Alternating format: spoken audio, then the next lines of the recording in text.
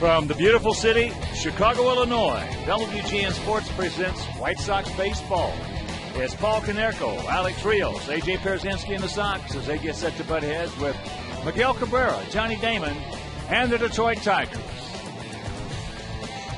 Hi, everybody, and welcome. With Steve Stone, I'm Ken Harrelson as we get set to bring you Game 2 of this three-game series.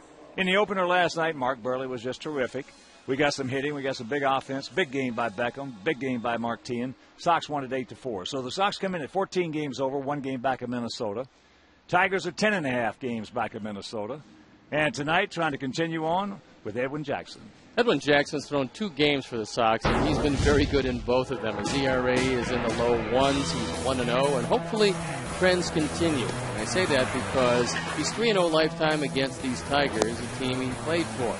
Also on the other side of the field, Rick Porcello is 0-4 with a 10-point ERA against the Sox. Up and down this lineup, there's guys who's absolutely killed them. For Jackson, the secret has been keeping the ball down, throwing strikes, staying aggressive, and staying tall. Don Cooper helped him out, and he's thrown the ball absolutely wonderfully. For Rick Porcello, he lost his sinker, and because of that, his ERA is in the mid-5s. He's got a 5-10 record this year. This is a lively ballpark tonight. It's very hot, very humid. The ball is going to fly. The Sox lineup against Porcello has always hurt him. Hopefully more the same tonight. All right, sit back, relax, and strap it down. White Sox baseball coming your way.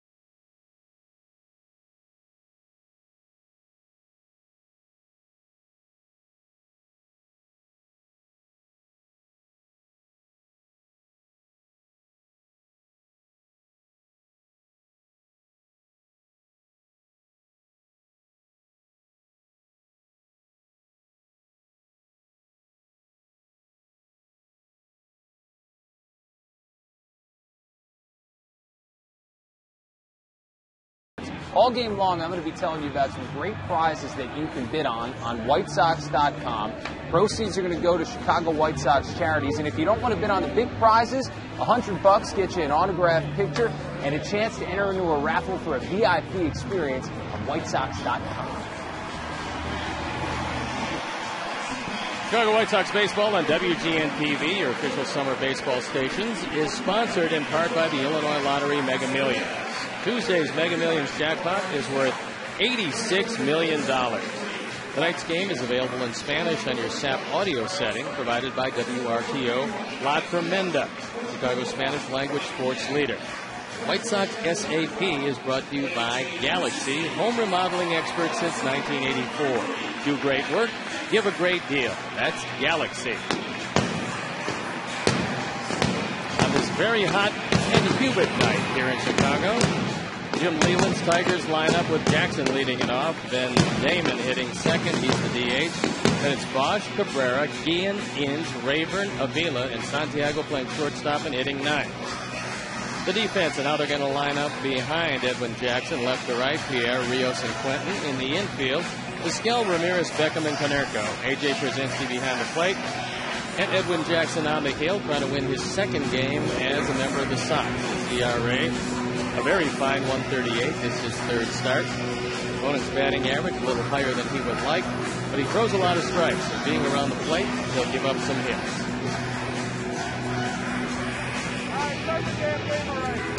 The umpires for the game tonight: Doug Eddings at home plate, Jeff Nelson is at first, Kerwin Danley is at second, and C.D. Bucknor is at third.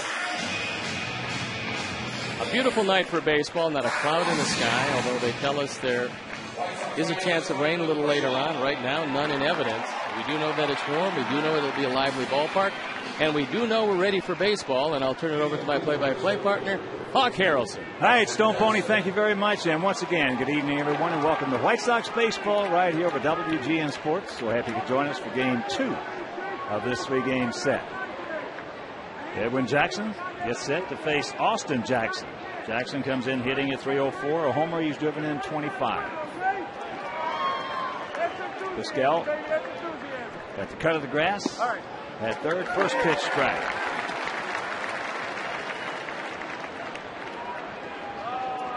Paulie halfway at first. Outfield swung around to the right. Jackson 1 for 3 last night with a couple of walks, and that pitch down low. You can get on top of this guy. He will expand that strike zone. He's fanned 120 times and 427 at bats. That ball hit into the gap. No! Carlos is there. Yes! That ball was scolded by Jackson. Meanwhile, nice catch by Quinton. Well, playing him as an off-field hitter, you find Carlos well off the line and Rios into right center field, and that's why both of them were able to get close enough to that one for Carlos to snag it. So here's Johnny Damon, 36-year-old veteran, hitting at .274. He has 7 homers, 37 knocked in. Johnny 0 for 5 last night. Tigers come in hitting at .266 as a club with a 4.46 team ERA. And that ball hit into center field. That's a can of corn for Alex. And quickly 2 gone. And fans can bid now on 7 unique items, including memorabilia and VIP experiences, from a fantasy draft party inside the home clubhouse to the chance to have dinner with us. All proceeds benefit White Sox charity. So visit whitesox.com/ultimate bid now for a full description of all 7 items and place your bid. Bidding closes at 8 p.m. tonight, so don't delay. That's whitesox.com/ultimate bid now for a full description of those items.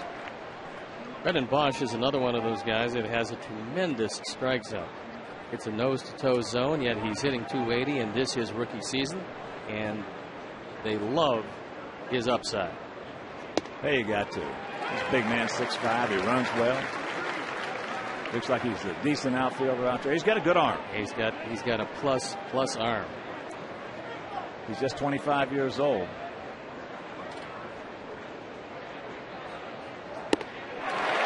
He gone.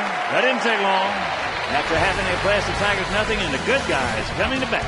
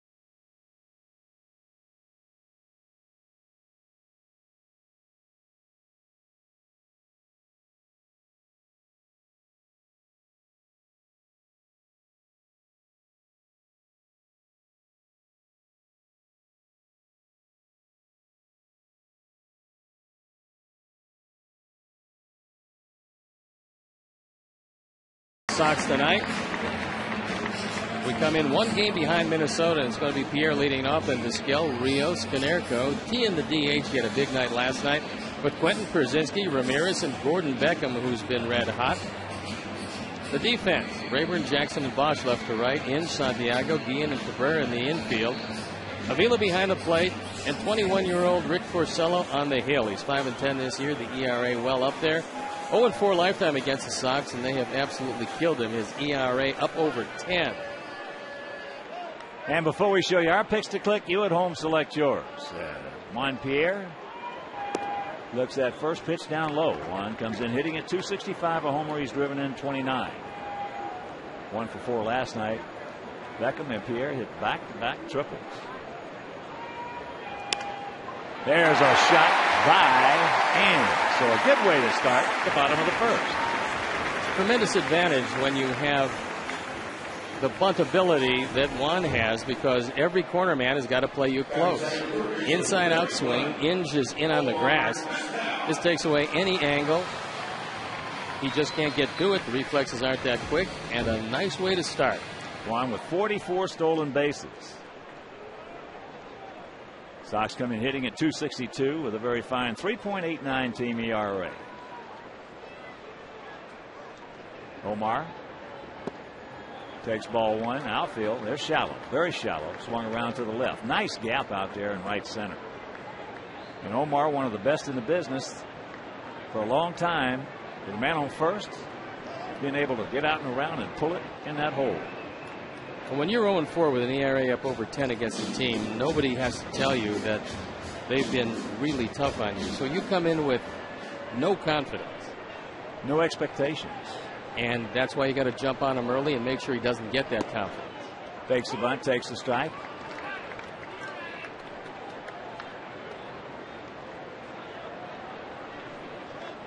Jeff Cox going through his sequence. And Porcello, 21-year-old right-hander, 6'5", 200 pounds, out of Chester, New Jersey. He was 14-9 last year with an ERA under 4. Pitch out, nothing up. Beal looked over in the dugout. Put on the pitch out. Both Avila and Laird both throwing out in the neighborhood of 33% of their base stealers. And it's a good time to send Juan. Also a good time to be heads up for a quick move to first. Juan's got a good lead. Porcello's got quick feet.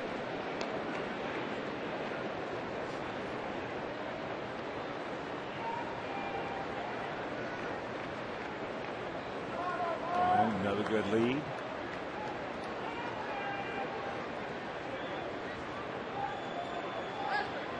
Vila to the outside. Couldn't run on, and that is out, number 1. And right now, let's check out our Dodge picks to click tonight. Jumangio, our director and the crew, went with Quentin. Stone Pony's going with Tian. In the Magnificent Seven, we added one more to that Magnificent Seven group. That's Mike Spidelli, Pete Catazone, Mike Mazza, the Bertucci boys, Bobby and Bruno, Tom Sheridan, Ken Wiz, and now Joe Farnsworth. We're going to go with Gordon Beckel. For more information on the entire vehicle lineup, log on to Dodge.com or stop by your Chicagoland or Northwest Indiana Dodge dealer. Wouldn't that make you the Great 8? Yeah, but it sounds better, Magnificent Seven. Okay.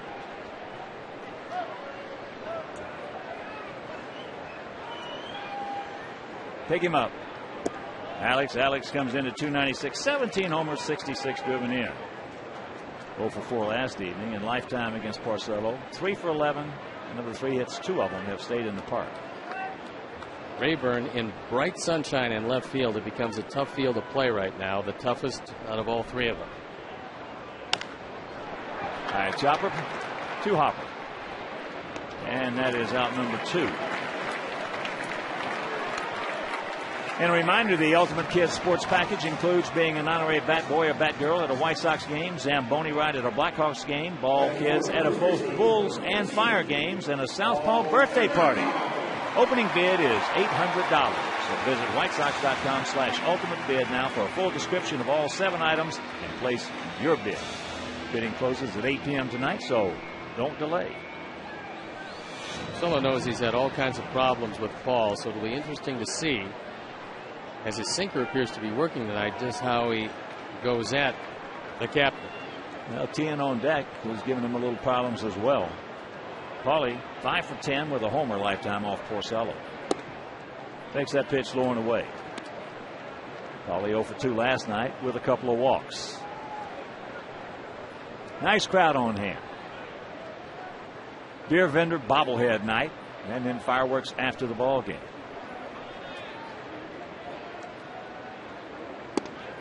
And the count 2-0. Paulie got the catbird seat.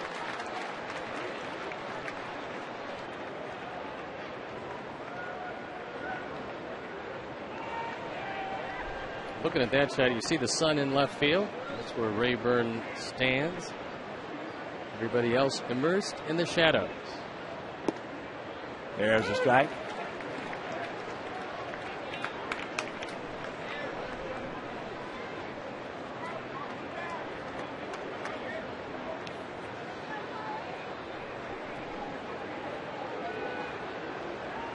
Stay on top of it, Paulie.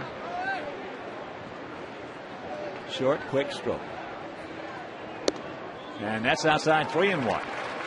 Solo has 8 wild pitches this year and 3 balks. He leads their team in balks and also leads in wild pitches. It's not a good double tandem. 3-1 pitch. Paulie has had a 2-0 count, took it right there. Had a 3-1 count and took it right there.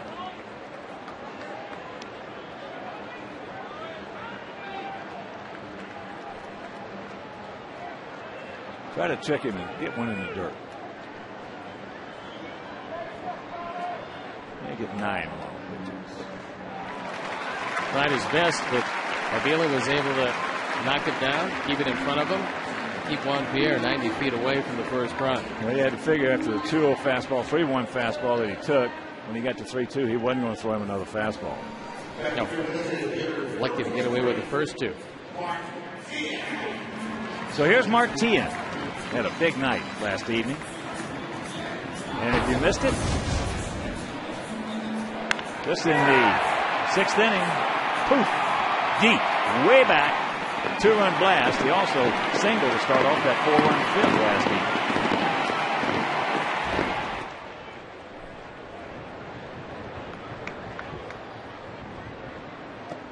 evening. Nice pick by Avila again. That was a tougher save than the one to Paul. Avila has saved a couple of bases in this sequence. Outfield just slightly to the left. Bit of a gap in right center.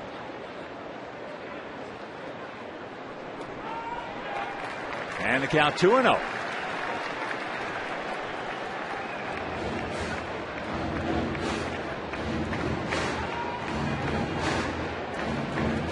Jim Leland, seeing his ball club, mostly due to injuries, pretty much fall out of this. They come in 10.5 games in back of Minnesota.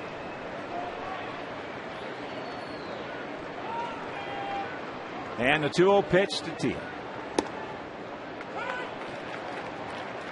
He was not looking for it on the inside corner, and the count 2-1.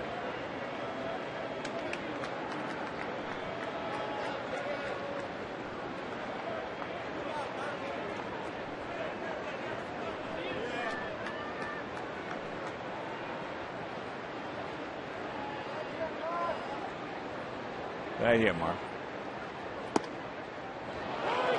Now he goes to the outside corner. So he's worked both sides of the plate in the last 2 pitches. Miller wanted this one low and away. Pretty good late movement. Came over a strike and lifted the end. So 2 on, 2 out, 2 balls, 2 strikes here in the bottom of the first.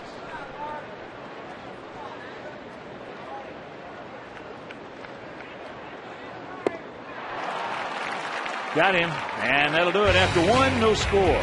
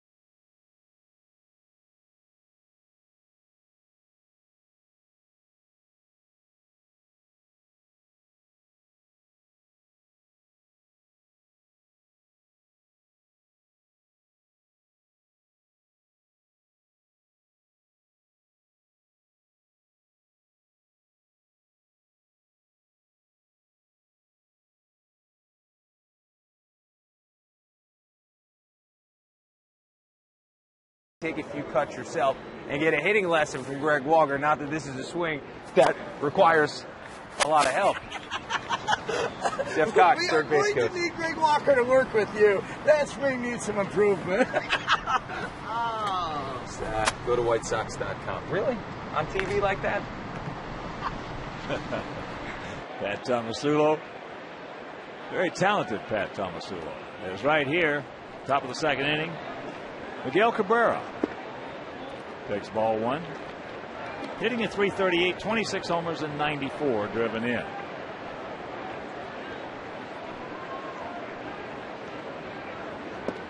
And a count 2-0. Cabrera, 1 for 4 last night.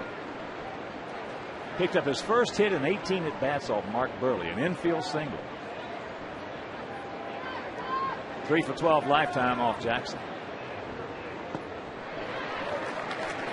That's a pretty good pitch, and anytime a pitcher can get anything other than a fastball over the plate in a fastball situation, they're probably going to be successful. This is a changeup. Cabrera looking fastball as you would expect all the way, and he was well out in front of it.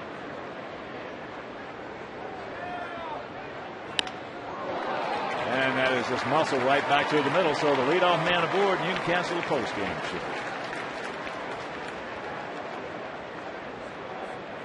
Well, a guy that started to change that 2-0-3-1, 3-2 fastball scenario as you take another look at the best right-handed hitter in this league. There you see inside outs it. Short arms. He can hit the ball a long way with short arms. But the guy who had to change that scenario was Catfish Hunter back in the mid-60s. He didn't have the fastball to pitch, throw it 2-0, 3-1, and 3-2. So he started throwing sliders. And then he got to where he would throw a curveball, 2-0, 3-1, 3-2. And then he had so much success with it, guys started doing the same thing. And that's what really started to change. Because when I first got here in '63, 2-0, 3-1, 3-2, here it comes. See what you can do with it. Catfish's ability was he could throw anything over the plate at any count. So when you have pinpoint control, it comes a little easier for you. On either side of the plate. As that's fouled back by Guillen, and the count 0-2. I'll never forget Satchel Paige. Satchel was with us in Kansas City when he made his last big league appearance. 3 innings against Boston. He gave up 1 hit. That was a 3-0 fastball that he threw to Yastrzemski, who was running with Alex Johnson for the batting title. And he hit it off the left center field wall for a double. That was the only hit they got off Satch. And he had to be 72 or 73. But I asked him one day, because that's up high, I said, Satch, is it true that you used to warm up over a chewing gum wrapper?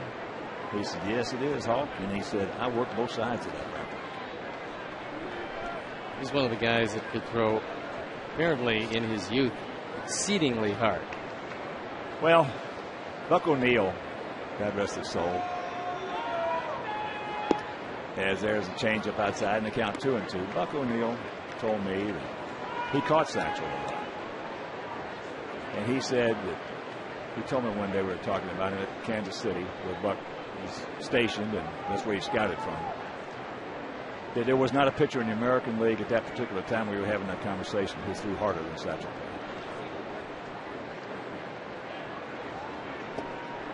He gone. 1 out. Looked like a slider low and into Guillen, who is a better hitter from the left side. Just back off the disabled list. That ball just dives down and in. Guillen over the top of it. So a big first out. And now an inviting double play target and in. Brandon hitting at .255, 7 homers. He's driven in 43.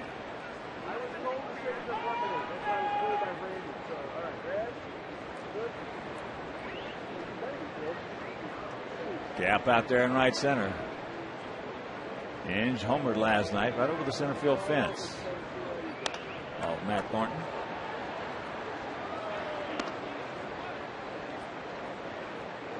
The ball is 6 inches higher. He either fouls it back or swings and misses it. But Matt got it a little down, which is much easier to hit a 97-mile-an-hour fastball below the waist than it is above the waist. He's very strong, but he's always struck out a lot, including 170 times last year. this year. He had a broken hand. He's got just a little over 2 weeks on the shelf. And they expected him to be gone for well over a month. And took over at third base once again. Jacks it up and the count evens at 1. He's a terrific athlete. Talking with Jim Price, former catcher for the Tigers, now longtime broadcaster. Al Kaline told me that Brandon Inge can hit the golf ball between 350 and 400 a lot of times in a round. You can see it when he gets hold of the baseball. Close pitch, didn't get it.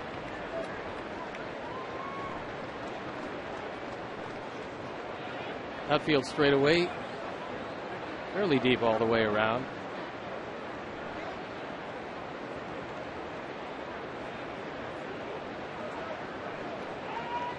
Short lead by Cabrera. And the count evens at 2. One of the reasons why he averages around 140, 145 strikeouts a year is he can't touch a slider. He's looking dead red all the time. Has a tendency to pull off the ball, and another slider low and away is going to get him.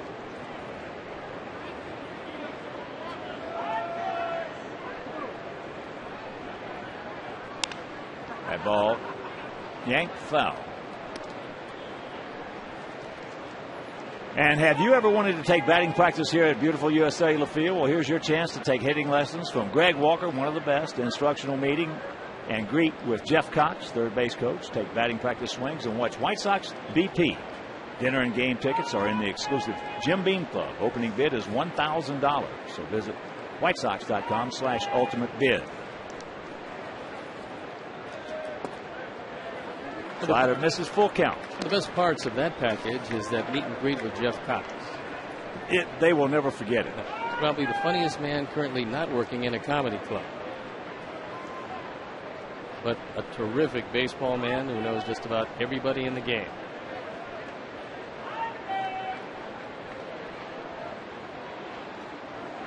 Guerrero takes off. He did not go. And that's ball 4. That's something Edwin hasn't done a whole lot of. And he knew if he could get another slider over the plate, he would get him, but he kept missing with it. That's only the third walk that he's issued in 14 and a third innings of work.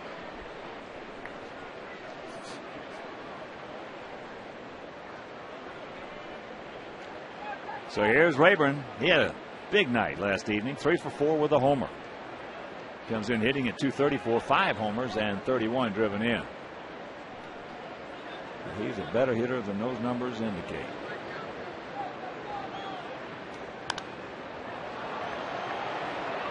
High pop up. Souvenir left side. Edwin got away with one because he got that one on the inner course of the plate. Watching Rayburn last night, he likes to pull most everything. If you're going to go in, go way in, and take a look at this. This ball just kind of hung there. Fortunately, he fouled it back. Well, he clears his hips extremely well. You cannot hit that pitch hard unless you clear your hips. That is top foul. One of the best inside fastball hitters to hit it hard and keep it fair on a consistent basis, who cleared his hips extremely well, was Ryan Sandberg. Gary Sheffield, another one. Gary Sheffield's one of the best fastball hitters to ever play this game. When he hit it down the line, like Sandberg, they just didn't hook it. He hit it down the line, it stayed down the line and wound up fair.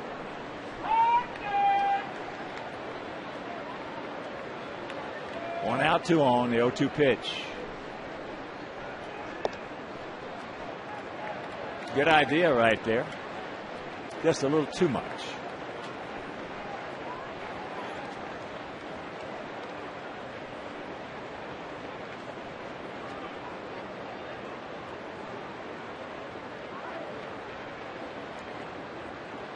Outfield about equidistant, slightly to the left.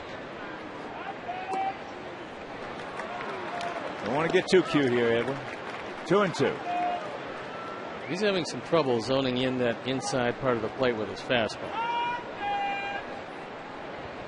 This is the first time in the 3 starts in that White Sox uniform that he has had some problems with location early.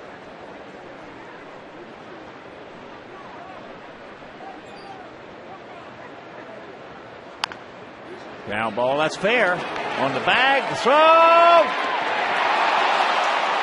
Probably tried to dig it out. Meanwhile, 2 down.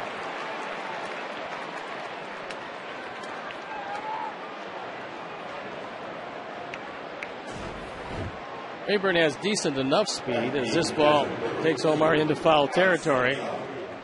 Tries to get the throw across in time. If Paul had dug it out, he would have been out. He didn't, and the inning continues. That'll bring up Avila.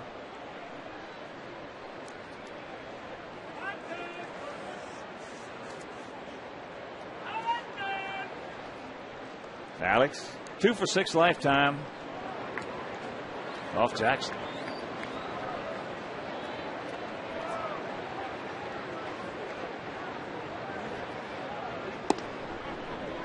Where's that pitch?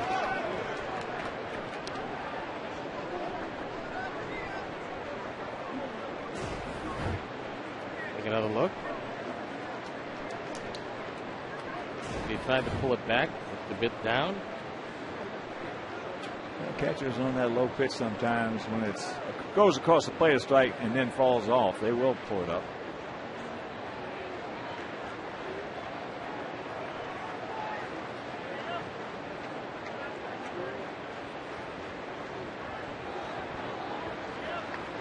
When it's up and they pull it down, you know it's too high. It's true.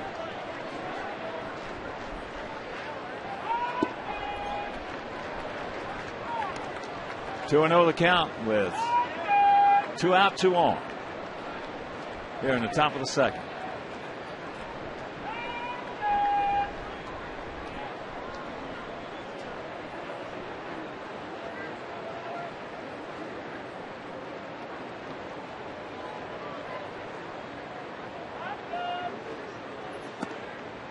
And the count 3-0.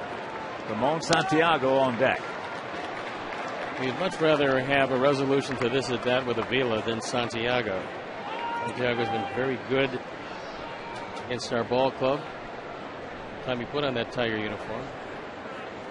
Don Cooper realizes that for the first time, Edwin is really fighting his control.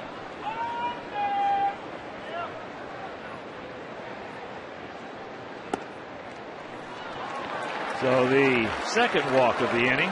That's only the 4th walk since he's been in a White Sox uniform, and that'll load him up. Santiago hitting at .276, a couple of homers, 15 driven in. He's been a much better hitter from the right side this year. .362 as opposed to .256 as a left-hand hitter. Although his power does come from the left side, what little there is, he's hit 2 home runs, both as a lefty. He had one against us last year. Yeah, he did. I mean, it was a bomb. Santiago, .247 lifetime hitter against us, but his hits have been timely.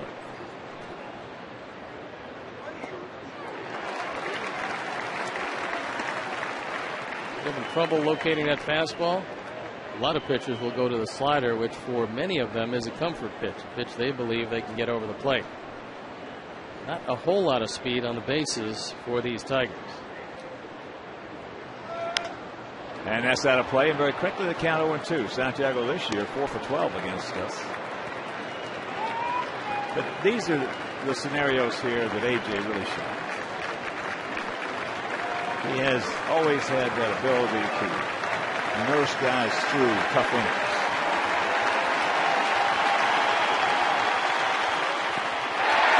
He gone. Steps on the plate. Big strikeout after an inning and a half. No score.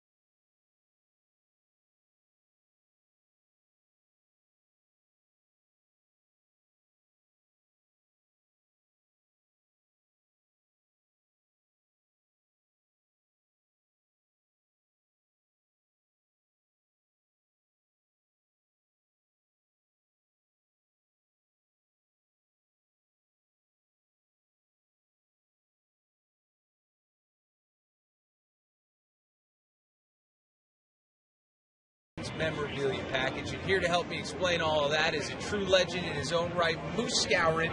And this package, you'll win autographed items from Frank Thomas, Robin Ventura, Louis Aparicio, and get a picture on the field taken with Omar Vizquel. You're a legend, Moose. What do you think something like that's worth? I would like to start the bid for like $2,500. 25? Cash, no checks. Cash. We're putting Moose on the hook for $2,500 cash. You don't have to pay cash, but you do need to go online and outbid him. WhiteSox.com. Might have some competition, Moose. Okay, I hope so. The Moose Meister. Moose is a dandy. We have a lot of dinners together. Talk about the old days, which for Moose is just about every day. He's a piece of work, a treasured piece of work. He really is, and he's lived through a whole lot of baseball history with some great teams. 8 World Series. Carlos Quentin will lead it off here in the Sox half of the second.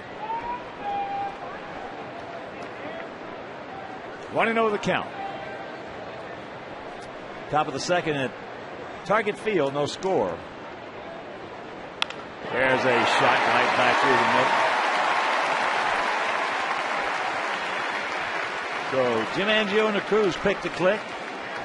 Starts it off with a solid single.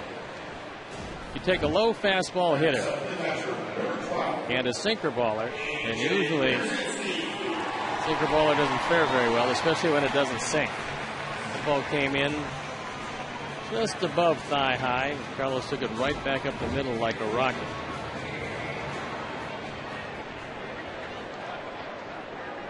AJ, 238, 6 homers, 34 driven in. AJ's had a tough year offensively, but a brilliant year defensively. I think along with Ramon Castro, this has to be about as good a catching tandem as far as controlling the pitcher and using a game plan that you can possibly have. Uh-oh. Just to rack him up right here. 2 down. Well, you might be able to tie him, but I don't think you're going to beat him.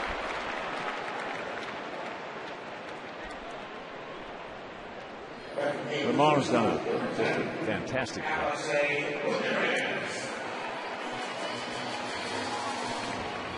There he is. You can tell that he's wired for sound tonight. He's listening to us. Yep. He is the Shrek of the dugout. Why does that not look that bad? There's one off the fist by Alexei. And that didn't take long. Get a leadoff single, the quick double play, 1 pitch out, and we're into the third.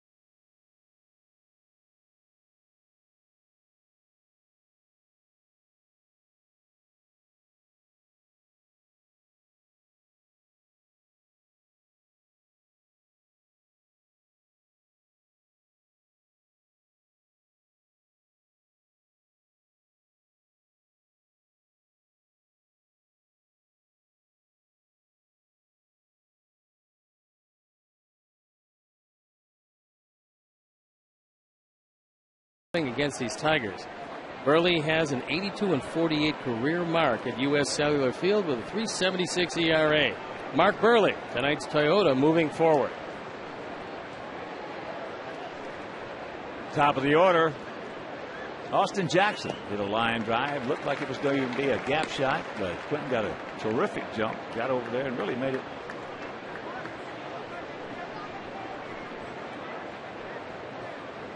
Fairly easy catch. There's a strike in the count 0-2. Normally, when a pitcher has struggled a bit with his control, like Edwin did last inning, we'll have a couple of words from Don Cooper as he sat down, make a couple of suggestions, and hopefully he straightens it out. In the dirt, 1-2. There's Coop. Oh, the best around. What he does is straighten out pitchers. Well, it makes it a lot easier on a general manager and a manager, because they can go for guys with good arms, figuring that Coop, of course, they confer with him prior to making the deal. Coop, can you help Stone Pony? Can you help Jimmy Jones or Sammy Smith, whoever it may be? And if he tells them no, then chances are they won't make the trade. If he tells them, I think I can help him, they'll make the deal. Well, Coop especially looks at arm action, and he realizes some guys that, because of their arm action, he's not going to be able to help. He gone. Well, like you, I have never seen a pitching coach or a hitting coach that could help everyone. First of all, some guys can't possibly assimilate what you have to say. Other guys are too stubborn to hear what you have to say. Now you just hit it. I mean, the nail on the head. That's what happens. You usually have to hit rock bottom before you take any advice. Johnny Damon, fly fairly deep to center field, takes up high.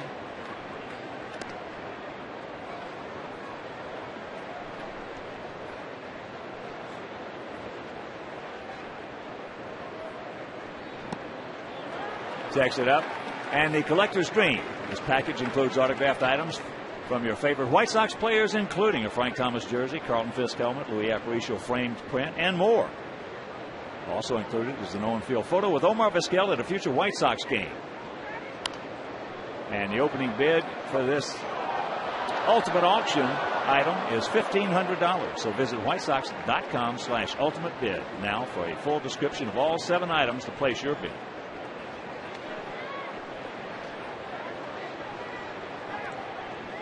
Well, there's some nice packages out there. Omar.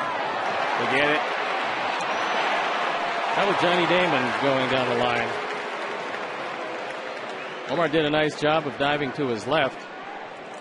But Damon still very quick. Well, not as quick as he once was, but quick enough. Once Omar hit the dirt right there, it was over.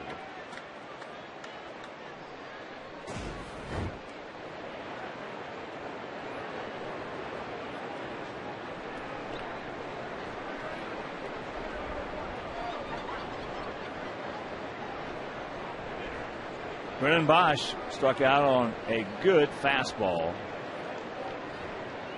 from Edward. Johnny Damon 7 for 8 in stolen bases. That pitch fouled down. Send along happy anniversary greetings. Mike and Judy Layden celebrating their 55th anniversary. Never had an argument, I don't believe. And Judy has infinite patience.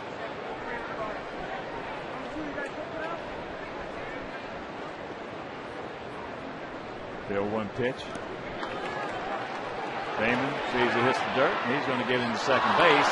Beckham backing up just like he should. So it'll be a wild pitch.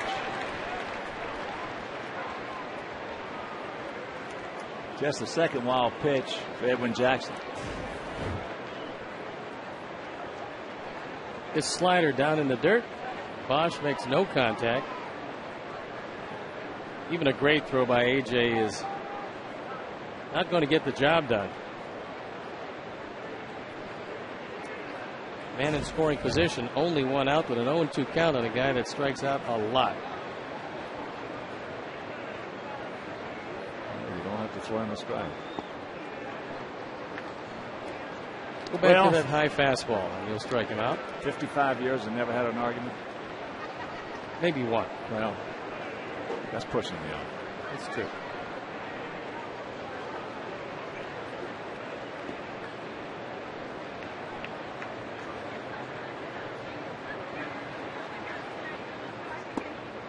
Most people have 55 minimum in 1 year. It's through also.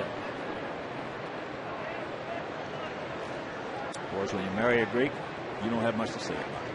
Nope. You lose them all. Everyone. And then apologize for losing it. Here's the 2-2 to Brennan Bosch.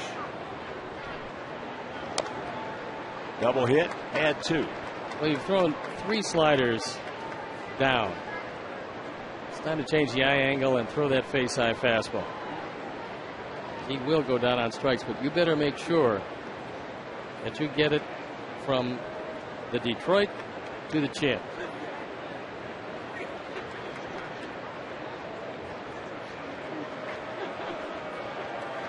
Take him right here. You don't want to go full.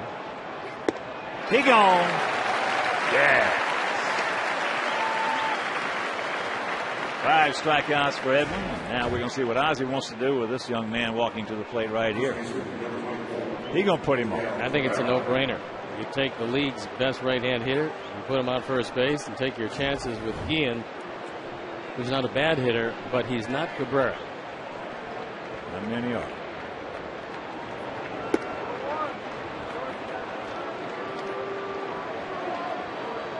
In case you missed that game last night, we mentioned that the Tigers were playing Tampa Bay. They had men on first and second twice in the ball game, and Joe Madden walked it to load the bases, and the Tigers never scored a run off that. That shades of what they used to do with Barry Bonds. And Ted Williams. Bonds there for a few years. Not that you got to like the guy. As far as hitting a baseball, he might get 2 good pitches a night to hit, and he'd just crush them both. Get them both. Well, the dandy little skipper of the Baltimore Orioles, who has turned that particular scenario around, Buck Showalter, once walked Barry Bonds with the bases loaded. And he was the skipper of the Arizona Diamondbacks. You wound up winning the game. Well, there's nothing wrong with it. Not if you think the guy's going to get a base-clearing base hit. Well, if you go by the computer, and Ian can't get it. If you go by the computer, that'll never happen. If you go with your gut instinct and your hunch, you can do that. Against the White Sox, Carlos Guillen, fresh off the disabled list, has been a very good hitter from both sides of the plate. Well, he's a .326 lifetime hitter with 12 homers and 66 RBIs, and of the 66, probably 20-25 times one of those 66 hits have beaten us.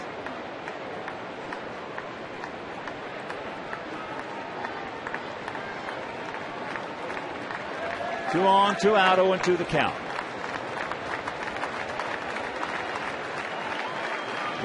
Slow, low, hard, high.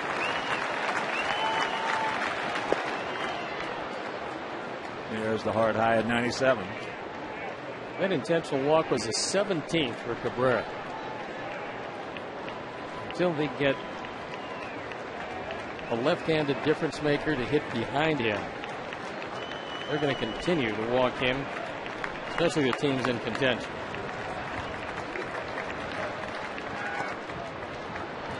And the count 2-2. So he went hard high. First pitch in 0-2. Slow low. Second pitch on 1-2.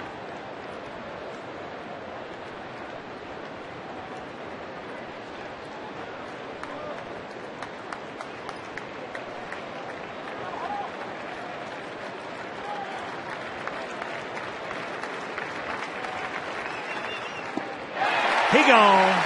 6 punch outs for Edmond. They strand 2. We'll go to the bottom of the third. No score.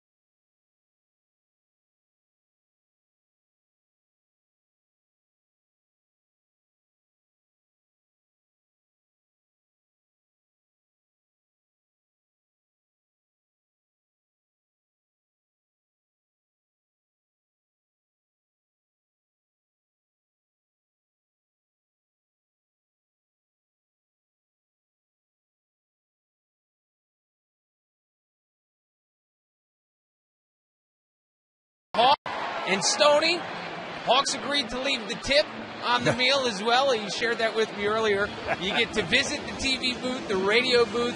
When you're in the TV booth, they're even going to show you on TV. You get to visit the WGN truck. And, of course, 4 tickets to the game. You don't get to stay up here with these gentlemen all night. But I do want to let you know, too, if you can't bid on any of these really high-end items, the big tours, the experiences like this, please, get on the website and donate $100. You get an autographed picture, and you also get entered into a chance to win a White Sox VIP package. Again, that's whitesox.com. Thanks, guys. I'm out of your hair now. All right, the very talented Pat Tomasulo as the 0-1 pitch to Beckham. He got a cookie right there, just underneath it, fouls it back. Well, I think it was gracious of you to agree to leave the tip because well, that was the only way a tip was going to get left. We would be at the table probably till the 5th inning if you're waiting for me.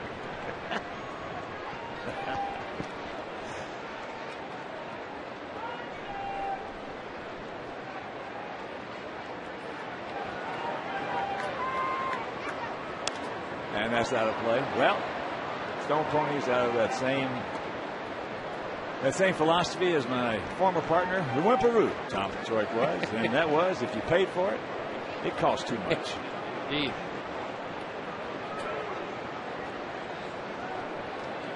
Well, that's why I wear the America's Guest t-shirt. You are not in Farmer's category. No. He's AG1, you're AG2. Well, that's true. That is definitely true. And the 0-2. Now, when Lasorda was active, he was AG1. By a long shot. He was AG1, 2, and 3.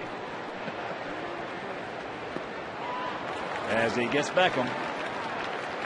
1 out, second strikeout for Porcello. After a shaky first inning where he had some problems with a leadoff single and the base on balls, Porcello has reverted to the guy that was 14-9 last year. But now the second time through the order, let's see if Sox hitters have a little better idea about the sinker ball that Porcello is featuring tonight.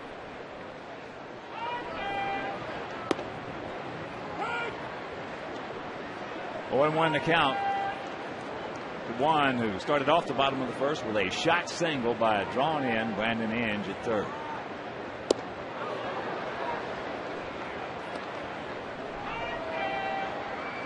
Top of the third, Minnesota. No score as they host the Athletics.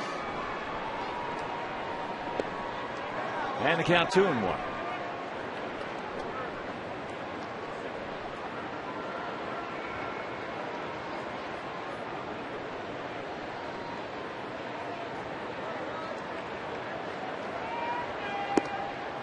It's 3-1. Vizquel on deck. Up here, one of the few guys who has walked more than he struck out, which is very rare these days. Very seldom you ever seen Juan Pierre swing at a 3-1 pitch or a 2-0 pitch. Cotton candy, a dentist's dream. That is foul. And 4 fans will enjoy dinner in the United Scout Lounge with Stone Pony and myself, followed by a behind-the-scenes tour of the WGN TV truck. That's always really a good tour. And an in-game visit to our booth with an in-game mention. And this package also includes 4 premium box seats. Opening bid is $800. And there's a base hit. So he's 2 for 2. More importantly, we've got a man aboard. This one with 44 stolen bases. That's all the opening bid is $800. Dinner with you and I. Well, last year, what did we go for? 4,600? 3,700? It went for 25,000. Not quite that much. Burley was the highest, I think. Yeah, it was 8,000. Some 8,000. I think ours was 46, 47.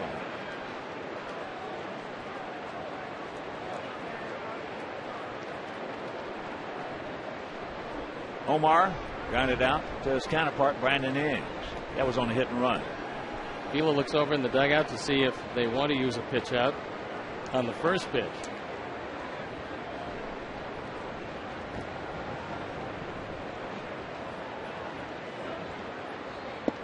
Takes it back, draws it back, takes the ball, and the count 1-0. Well, it's very rare that you use a pitch out 1-0. Not that it hasn't been done, but puts a pitcher in a hole, especially if he doesn't have the great control. As Avila looks over.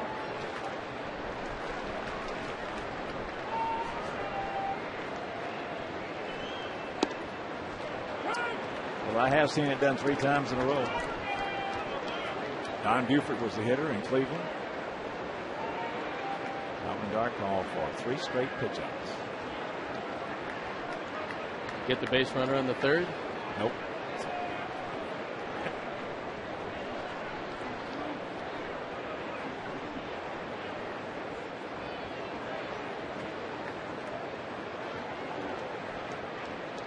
One out and the 1-1. Underneath the glove, and that'll be a base hit. We mentioned earlier he has been one of the best throughout his career with a man on first base when they're holding him on to hit that hole. Of course, that was underneath the glove. Cabrera should be making this play. He just didn't. That was on the grass all the way, so if he was back and it went from the grass to the dirt, that's one thing. But fortunately, it skidded under the glove, and we've got a couple of men on. With the middle of the order against Porcello, the 2nd trip through the order. Alex grounded out to Santiago at short. Chops that one foul.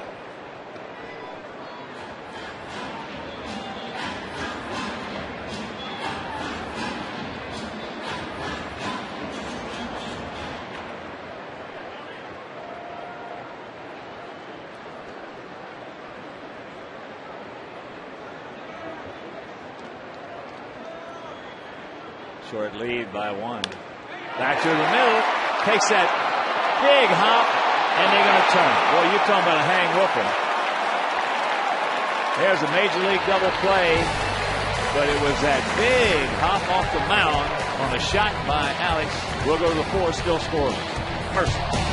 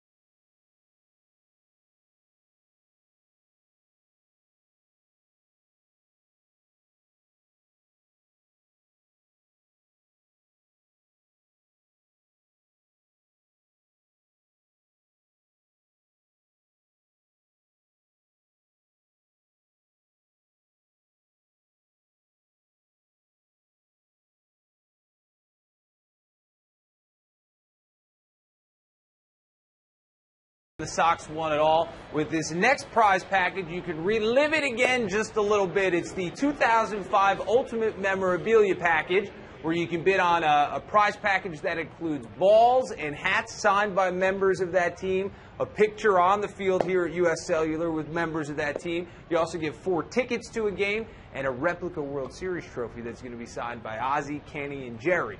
Apparently the real trophy is going to be a little busy that afternoon, as it's going to be missing from the building and resting on my mantle. WhiteSox.com for more information. First pitch strike to Brandon Inge, who walked back in the 2nd inning. Top of the 4th. 0-2-0 for their guys, 0-4-0 for our guys, but they have turned 2 double plays in the last 2 innings. the last one of a spectacular variety. Yeah. That was Major League double play, but he got the kick. He got that Bolingbrook bounce. See that one on a few highlight films. Close pitch, didn't get it.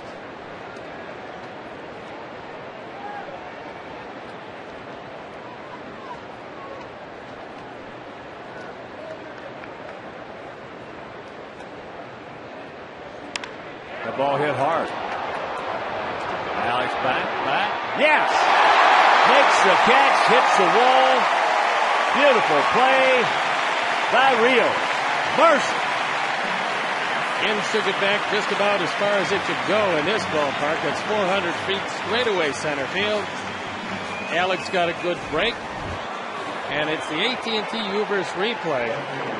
Right back over his head, the toughest for any center fielder. He goes up, hits the wall, and puts it away. See what's new from AT&T. Visit www.atnt.com.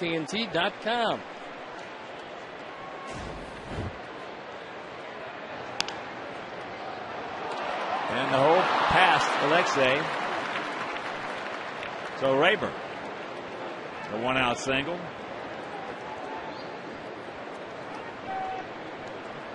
And a reminder, this package includes signed items from members of the 2005 championship team, including a Joe Crede cap, Aaron Rowan jersey, Jermaine Dye bat, World Series trophy signed by Jerry Kenny and Ozzie, and an on-field photo with some of the current members of the 05 World Series team. Opening bid is $1,000.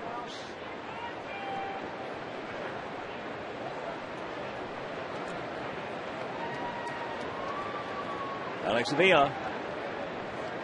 He drew a walk.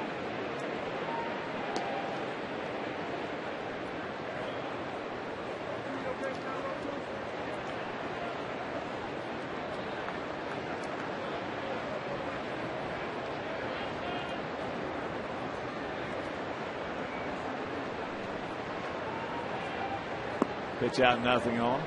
One reason I love to watch Alex Rios play center field. He is the antithesis of a hot dog. He just goes about his business. That's it. You know, you see a lot of guys hit a wall like he did right there. They go down and they stay for about 25 or 30 seconds. There's where he hit it. Alex hits a lot of walls and just gets right back up and gets back in position. That's foul back. 9 double plays this year for Avila.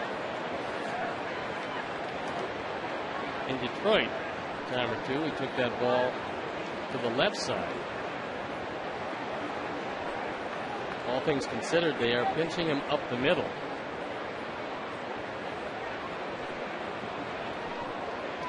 Minnesota leading Oakland 1-0.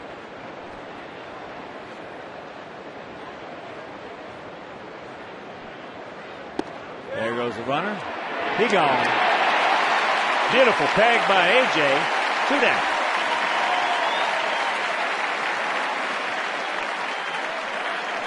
It was a hit and run, and Rayburn doesn't run all that well. He's 1 for 3 in stolen bases. The ball gets down there in a hurry, and AJ guns him down.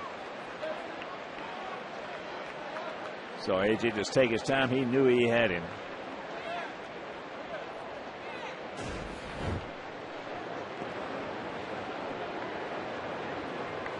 And the count 2-2.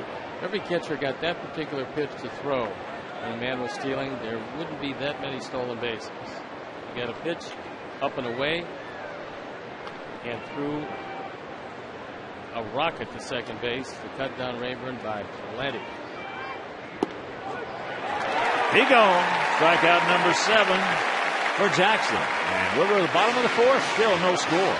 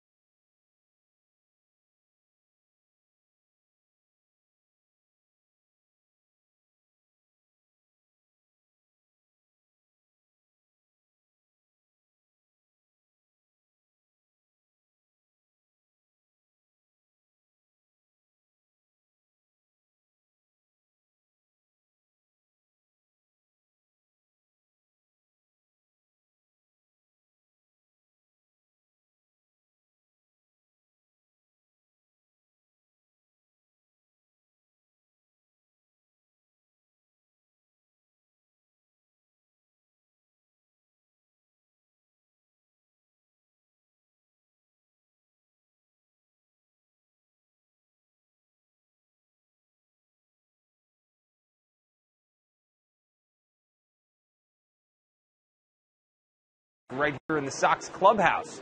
Not only that, but you also get 20 tickets to opening day and 20 parking passes, which we all know is very important. And guess who's going to join you in your draft and your league this year? Ron Kittle. And he promises to wear this outfit. Go to WhiteSox.com to bid. Hi, Ron. Bottom of the fourth inning. A lot of goose eggs up on that board. 0-3-0 for them, 0-4-0 for us.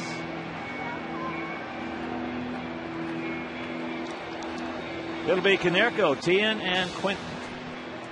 Paulie walked his first trip.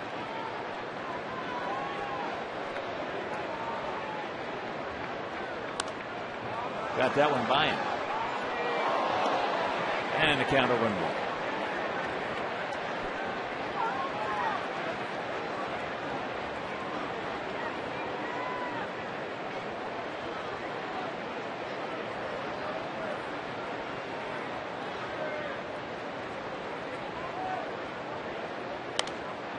And that's popped up. Get back out of here. This coming back to him. Nope. Second row. And a reminder, this next package is for the fantasy baseball lover. You and 19 of your friends have the opportunity to hold your fantasy draft inside the White Sox clubhouse. Now, the big man from Gary, Ron Kittle, serves as commissioner with former players as consultants. Also included are 20 tickets to opening day 2011. Opening bid for this package is $1,000. So visit WhiteSox.com/ultimate bid for the full descriptions.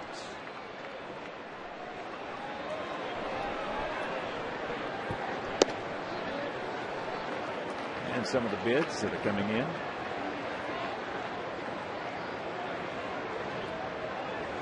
TV package, $2,100.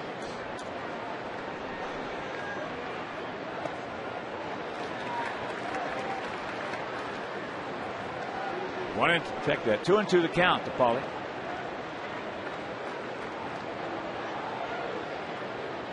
Walked him last time. He knows he has some big problems with him, and let's see if he gets a hittable pitch here.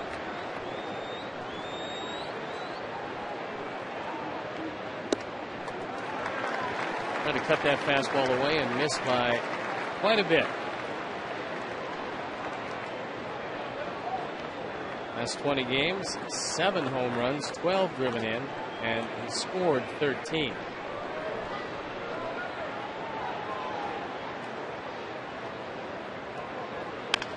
Back to the middle and into center field for the leadoff single. Another ball.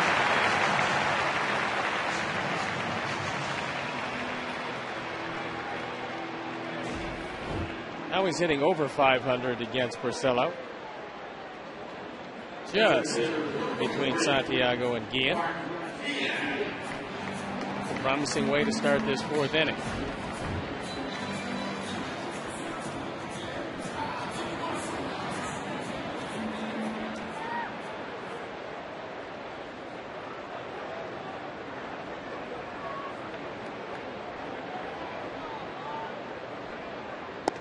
Tien struck out his first trip. Slider down and in on 3-2.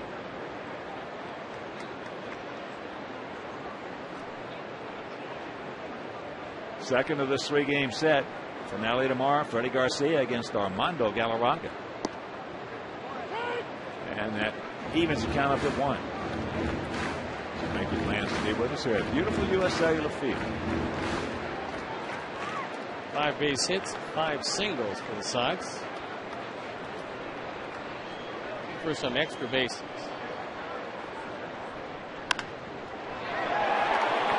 That's close right there. Didn't miss by much. Jeff Nelson on the call. Burry had no shot. The question was it over the bag when it crossed it? Well, Nelson said no.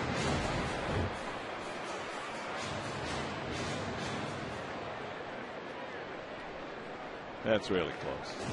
You got 95% of the umpires, if it lands in foul territory, regardless if it goes over the bag or not, they're going to call it foul. And it doesn't really matter where it lands. 95% will not call that going over the bag. 2-2. He's most likely going to go back to that slider low and in Normally, it's not a strike.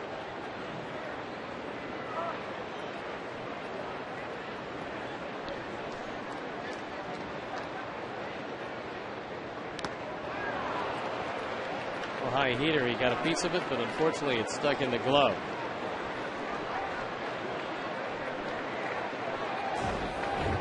You see where Avila wants it. He wants it low and away, and Porcello gets it up and in. Sometimes you miss your spot, and you get away with it. Yeah. So here's Quentin. He led off the second with a single. First and 30. Carlos.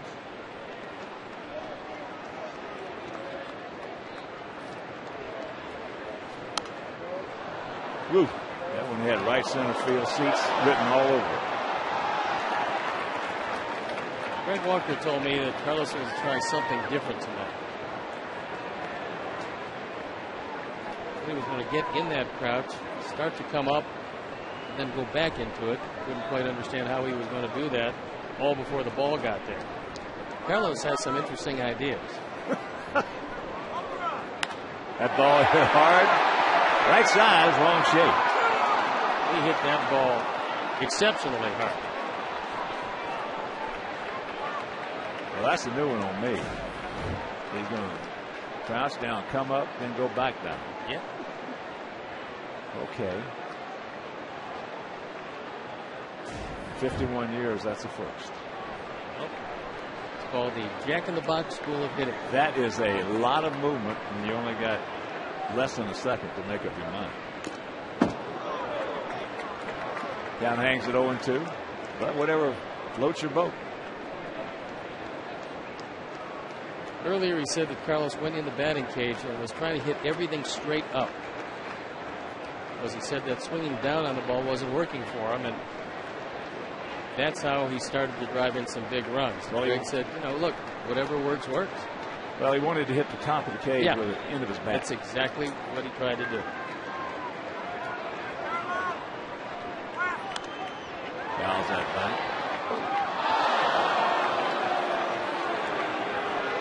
Then he got Gordon Beckham to try to do the same thing, but only after AJ went over when we played the Angels and had a talk with Torrey Hunter, who was doing that, and it got Torrey Hunter out of the slump. Well, I'm a firm believer that it's not taught by hitting coaches. That's another nice block by Alex Avila. He's doing a good job behind that plate so far tonight. I'm a firm believer that hitters, you've got to have, if you're thinking from the plate back, you're about dead. You're about 0 for 4. Because you're thinking anything in your mind from the plate back is mechanics. You're thinking mechanics. You have got to think about from the plate forward. That way you take the mechanics out of it. The same thing in golf. I call it the house of demons in baseball and the house of demons in golf. If you're thinking from the golf ball back, you're thinking mechanics. If you're thinking from the golf ball forward, you're thinking about maybe how you want to cut it in there, you want to draw it in there, you want to hit it down in there, you want to hit it up in there, maybe medium. The same thing holds true in baseball. And they're going to turn another one. So 3 double plays in 3 innings, and we're into the 5th.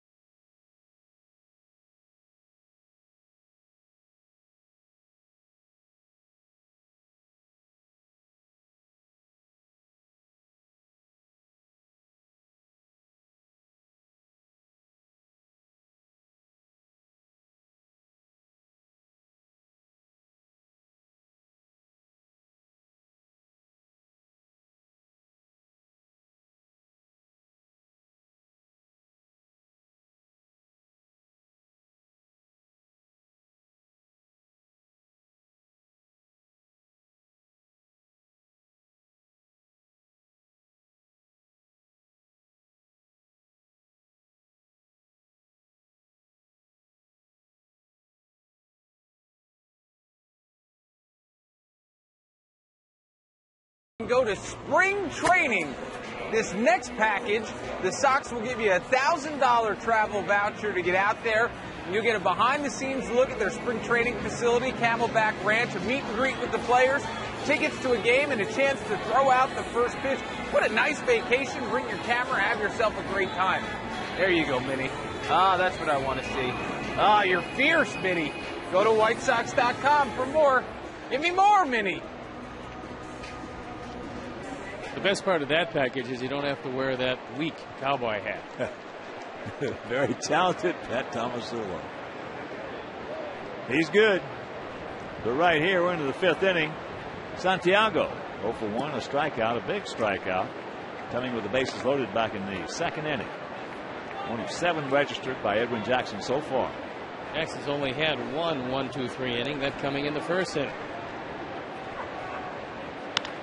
There's a leadoff single.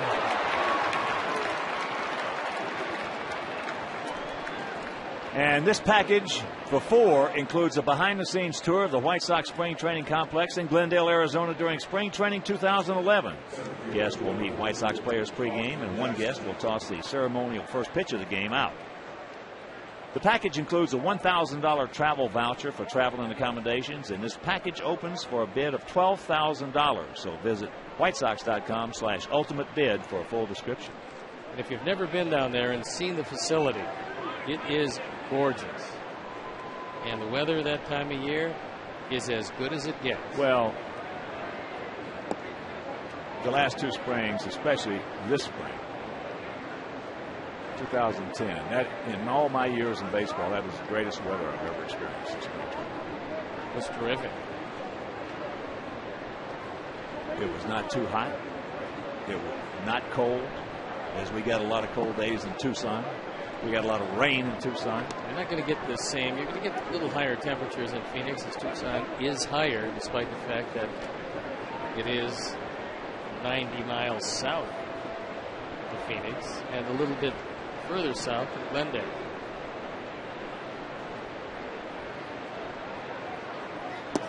There's the strike. Austin Jackson, who was lying hard to Quentin, who made a nice catch on him in right center, and then he struck out in the 3rd. Jackson does have great speed, so if he happens to hit the ball on the ground and you're thinking about turning 2, you better do it in a hurry.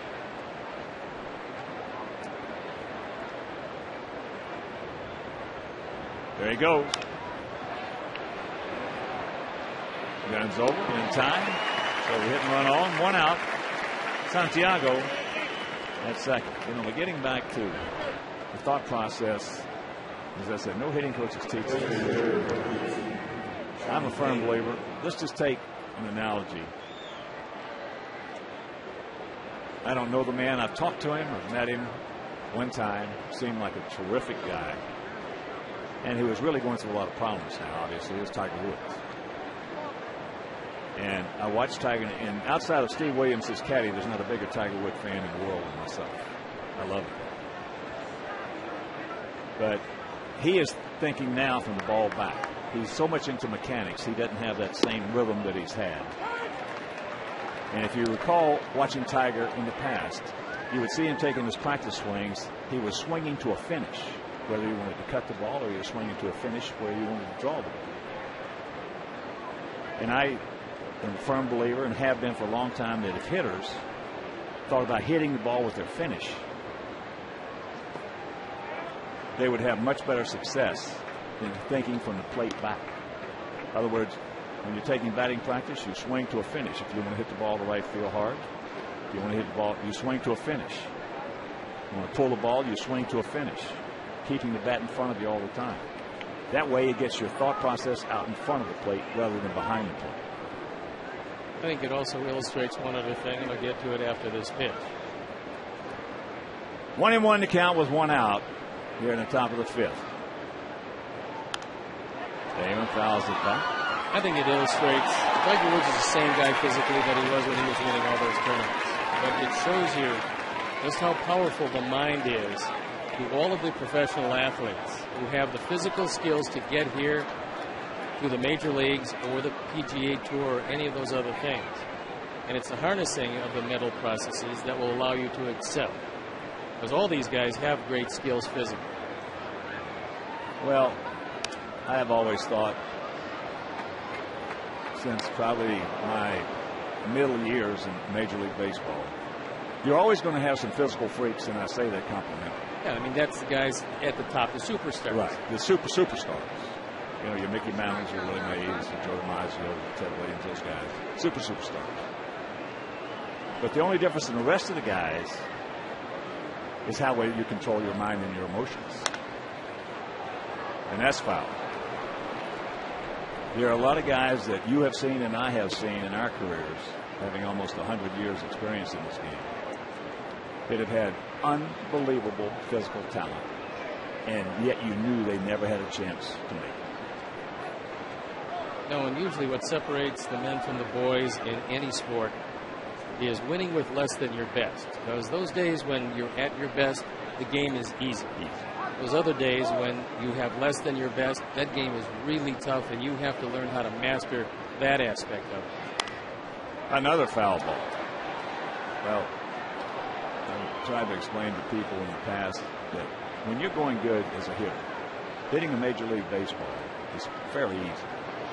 But that only happens in my category, so that only happens 2 or 3 times a year. Now, your great hitters, that happens 6 or 7 times a year. And they can prolong it more. As here's the 1-2. Little chopper, free hopper. And that's out number 2.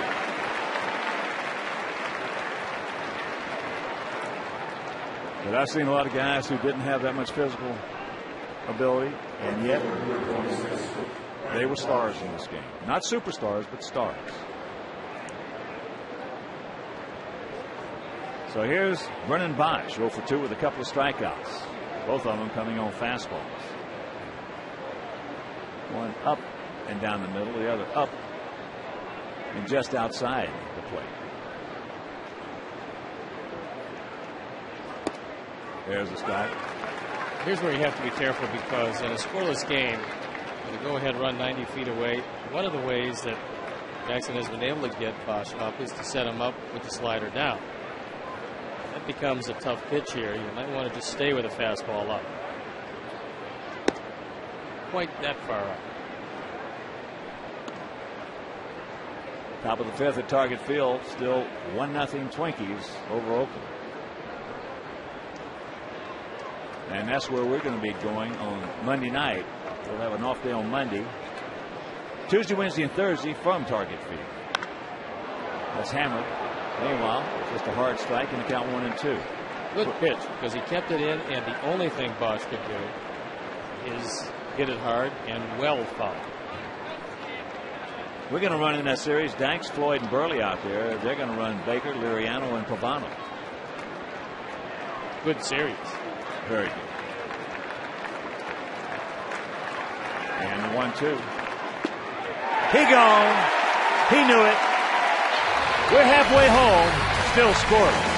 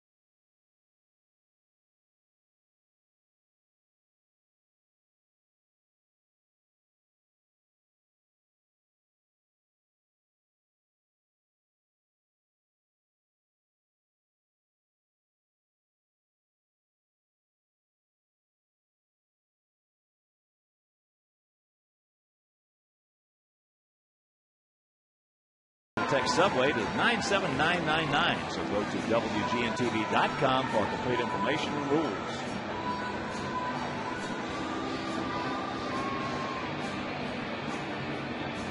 Beautiful night at the ballpark. Temperatures are great. Wind not that much of a factor. Now let's see which pitcher blinks first, because it's a scoreless tie heading into the bottom of the 5th inning. AJ will lead it off. He's 0 for 1. Fouls that out of play. As we were discussing Tiger and golf, have you been following the PGA at all? A little bit. That Nick Watney, I was listening to it coming in today, made everything he looked at with that putt. He's got a 4-shot lead, or 3-shot lead, 3 or 4. But my guy, I got a feeling he's going to have a big run at him tomorrow. Well, the course looked relatively easy to me. As there is a strike, AJ has not been getting that for his pitcher. He says, why me? My guy, Zach Johnson, and his partner on the golf course, Damon Green, they're going to put together a nice little 64-65 tomorrow on those guys.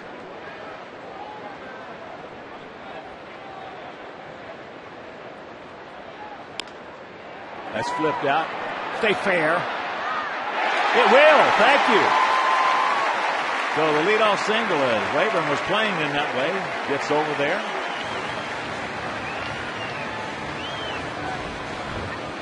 AJ got a base hit and still was not happy with the second pitch called in the sequence. This ball slicing, stayed fair. Rayburn did a nice job of getting it back in. Lexi didn't pull the ball the first time, but he's going to be looking to pull it this time. And she at the cut of the grass at third. Takes that pitch nicely in the count 1-0.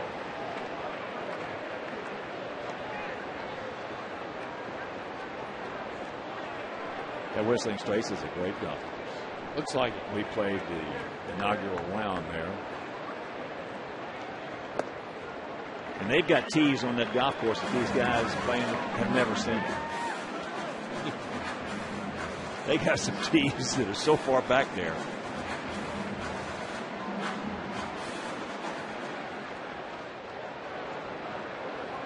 Pete Dye did a wonderful, wonderful job.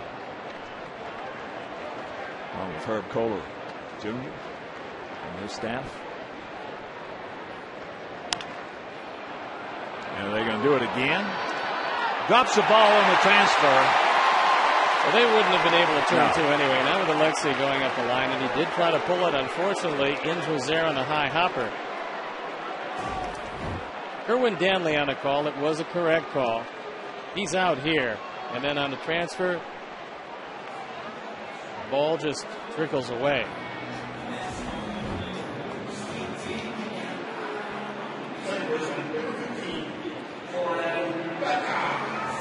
So here's Gordon Beckham. Struck out his first trip.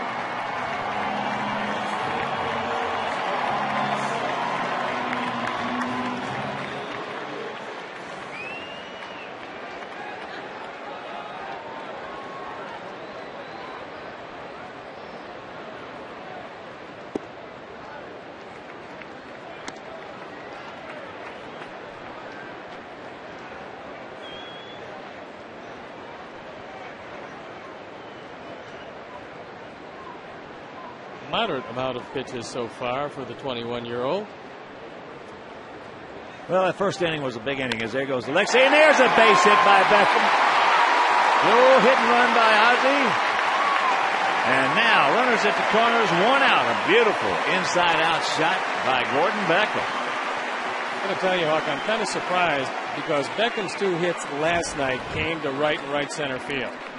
And you would think because of his stroke that it would be Santiago covering the shortstop and Guillen staying home at second. Instead, they went with Guillen covering and a good inside-out stroke by Gordon Beckham. That was just good hitting. It would have been Santiago covering for me. I know that. Yeah, that's exactly the way I feel, especially how Gordon has swung the bat in this series in particular. So here's one. He's 2 for 2.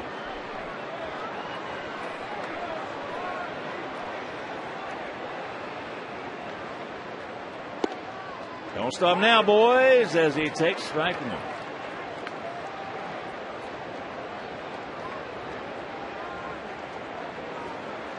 Decent arms in the outfield, a great arm in right field.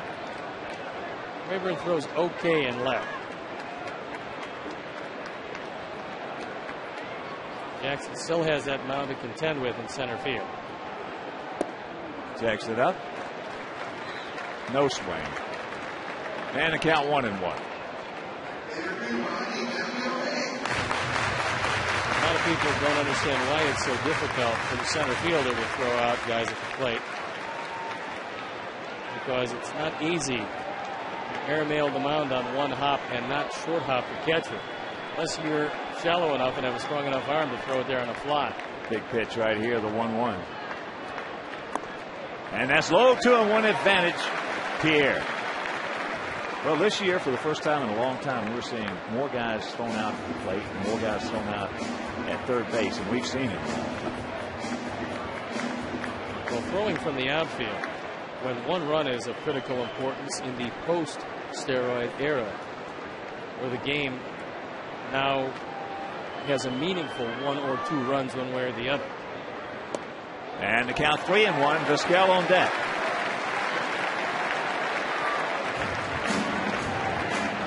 Well, one of the reasons that we're seeing that is because we have some awesome young athletes, outfielders, who are coming in with good speed and good arms. In both leagues, which is a great sign.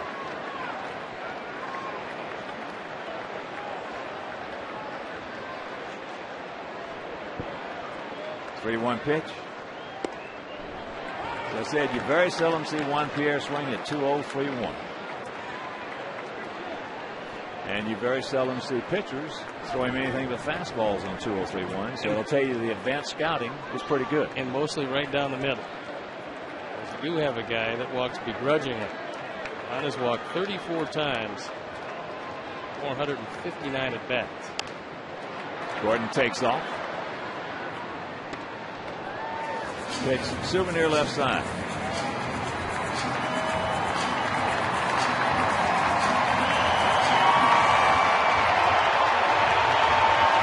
Oh, 4-0 for them.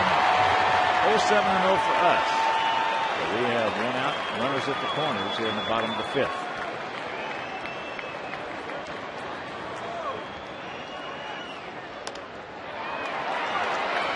They're going to come to the plate, not in time. Boy, I'll tell you what, that is a big break for us right there. Don't stop now, boys. It's 1-0 White Sox. Real bad decision by Guillen at second base because that was a chopper. And you've got great speed at third. Lexi's running all the way. And Guillen gets it there late. That opens it up for a big inning. Take the out. It's a hit and run. You're not going to get the force at second. Guillen decides to come home. And Ramirez is well by Avila. And now everybody is meeting at the mound. As Rick Knapp comes out, the pitching coach, you have a word with Porcello, trailing 1-0.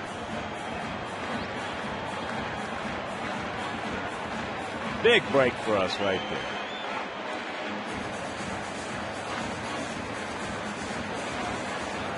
Yeah, you just don't see Carlos Guillen making a play like that very often. He is a good player and a smart player. Well, the one thing that characterizes most really good baseball teams is the philosophy of stay out of the big inning. We can live with one. We might be able to live with two. But do whatever you can. They present you with an out. Take it. And because the infield wasn't in all the way and he had to come in on a high bouncer, couldn't get him. Don't stop now, boys, as there's strike one. Omar, who is 1 for 2, a single back in the third.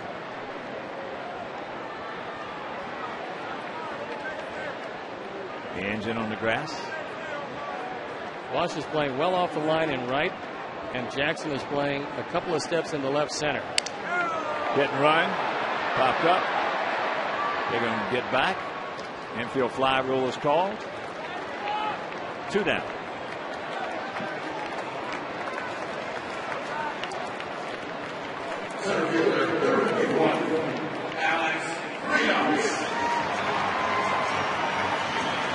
So here's Alex.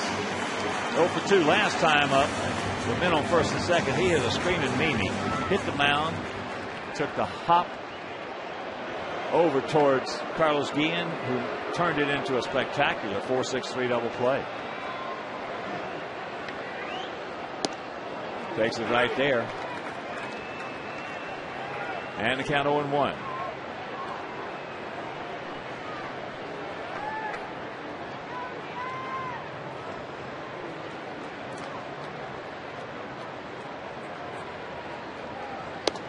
It's outside. And if you miss that, back in the third inning, boy, that ball was just crushed. You can see how it slowed up a little behind the back flip, and then Santiago will turn it over. Big pitch, the 1-1. That's low. 2 balls in the strike, so advantage Alex. The fact that he hit the ball very hard last time, even though he grounded into the double play, stays with him. He was right on Porcello, and now he has the count in his favor.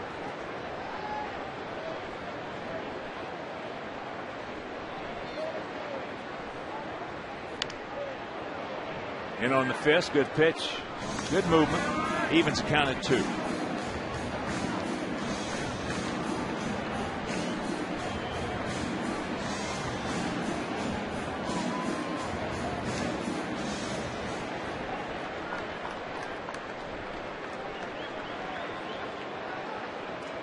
Two on, 2 out, 2 balls, 2 strikes.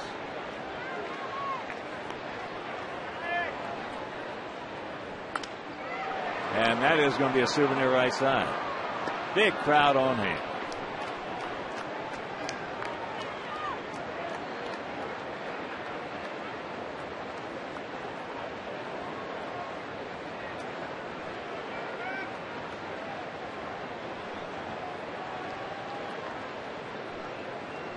A lot of fans and a lot of seats. And another souvenir right side. A pretty good pitch to hit right there, and didn't do anything with it.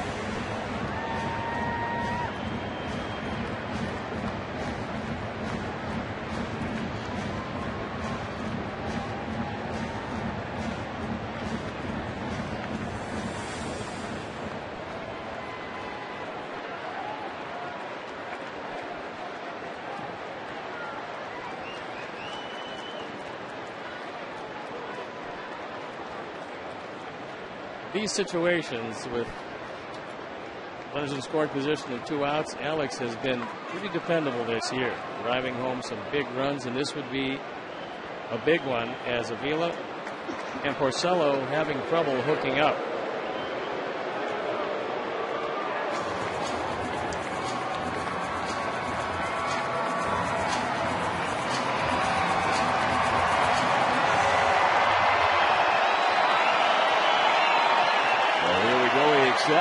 And the 2-2 pitch. Inge. And that'll do it. But the Sox get on the board. We catch a break right there. We'll go to the 6th leading. 1-0.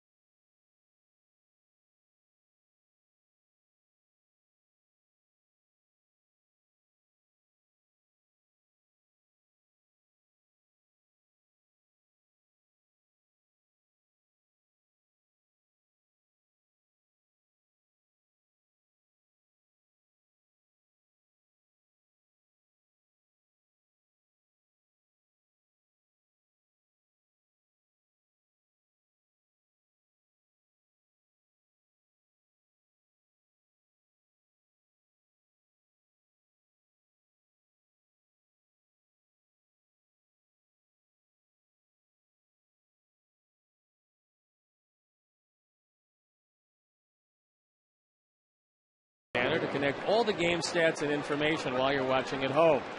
WGN Sports Game Zone at WGNTV.com is brought to you by Columbia College of Missouri. On-campus and online classes fit your schedule and your budget. Even yours, Stone Pony. Well, they better be terribly inexpensive. We've got about 12, 13 minutes left to get your bids in. As first ball hunting, Cabrera.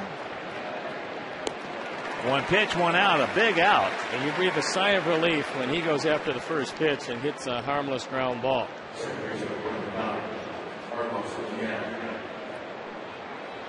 So that'll bring up Carlos Guillen, who is 0 for 2 with a couple of strikeouts. Both of them coming on sliders.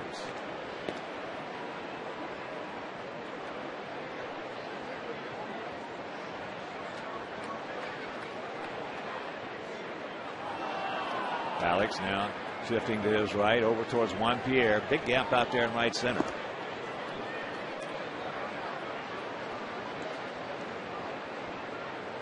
The advantage for a center fielder is he can look in at the catcher and where the catcher is setting up.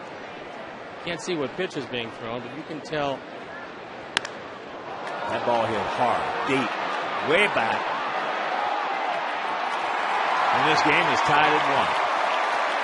6 and 32 on the power numbers for Guillen. So after 2 strikeouts, one a big one in the 3rd inning, he takes that one way back.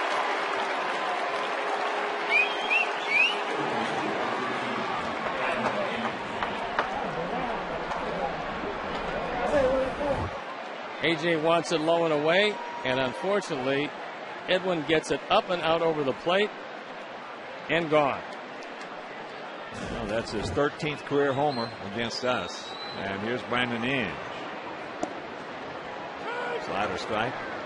And you had to figure that nobody on base. 1 out.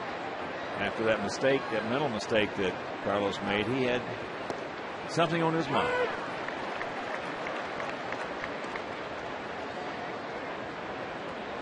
They got the perfect pitch to hit out. Yep. On the tee.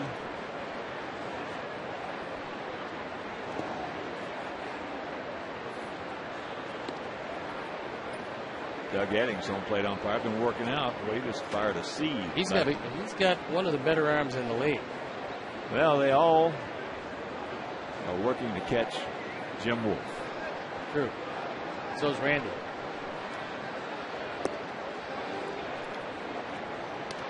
Although Randy's got a better curveball.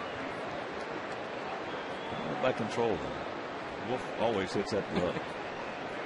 Randy currently plying his trade with the Milwaukee Brewers. He gone. 9 strikeouts for Edwin. That home run by Guillen is just the 2nd home run that Edwin has thrown.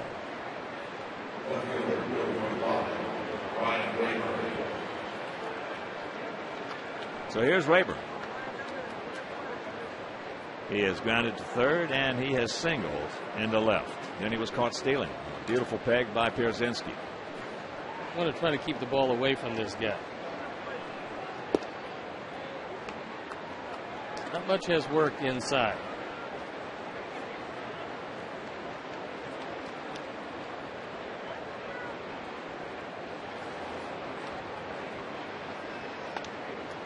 That's foul straight back.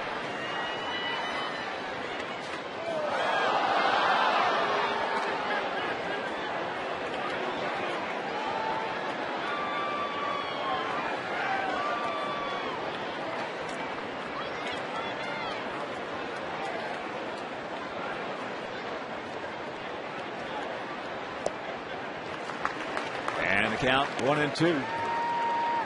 Tremendous pitchers duel in Minnesota. Dunsing for Minnesota, Cahill for Oakland. It's 1-0 Twins. That game is getting late. Pitch number 100 coming up for Edwin.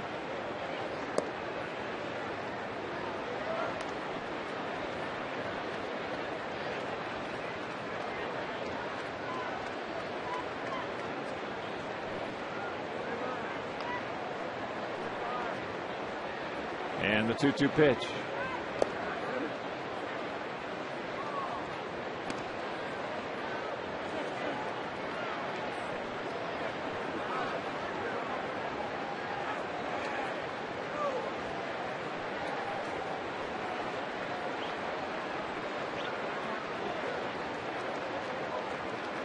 2 out and the payoff. He gone. 10 strikeouts for Edwin Jackson, but Carlos Guillen picks up his 6th homer. And we'll go to the bottom of the 6th, tied at 1.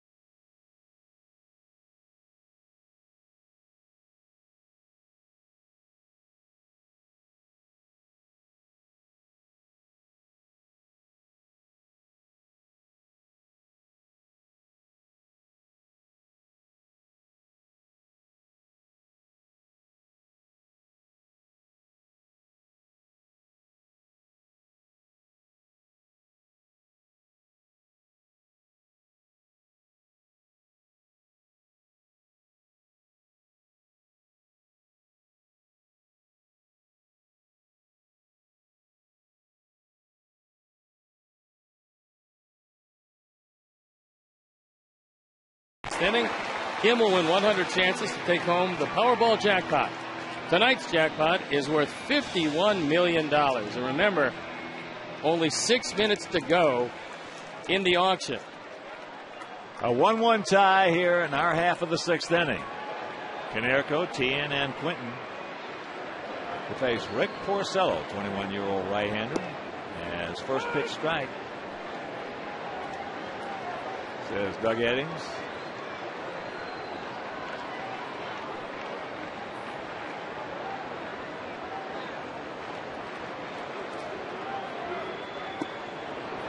And the count 0-2.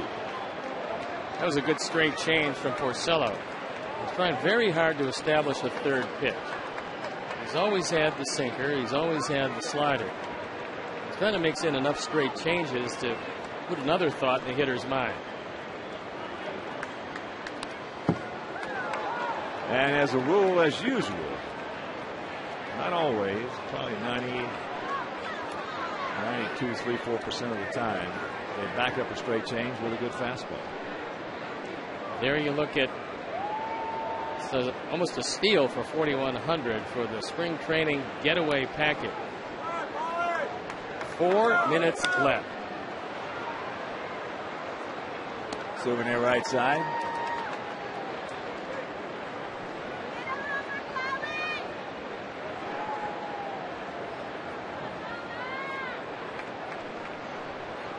You and I are up to 4,600. That's what it was last year, 46, 47. Yeah, we come to their house for 5,500.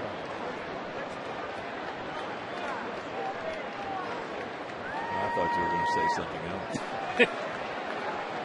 They'd come to your house for 5,500? 55,000. And then you'd meet him in the driveway? Let's don't push the envelope. And that is foul ball, so the count hangs at 0-2. Yeah, that'd be a good one. Ride with you from South Bend? Ride with me from South Bend. I commute every day from Granger. And tell some lies in that 100-mile trip. Wouldn't be bad? No. He pays the tolls. Oh, I do. Okay, well, no problem. No problem. The 0-2. Softly hit down to Inge. And that is out number one. 36,548 in the house. Big crowd. Hey, I want to send out a big White Sox hello and glad you're feeling better. My brother, George Leonakis. Buddy, we love you.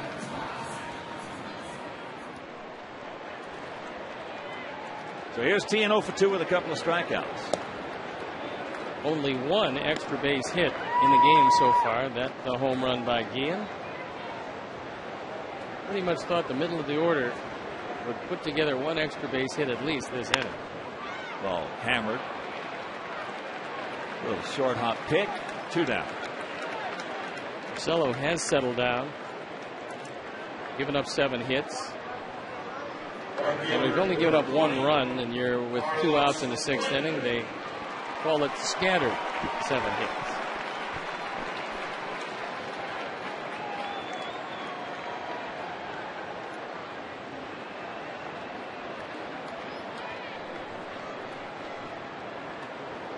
Here's Carlos. Carlos is single sharply up the middle and ended into a 5-4-3 double play. Tigers turn double plays in the 2nd, 3rd, and 4th innings. Bottom of the 7th in the Twin Cities. Minnesota still shutting out. Oakland 1-0.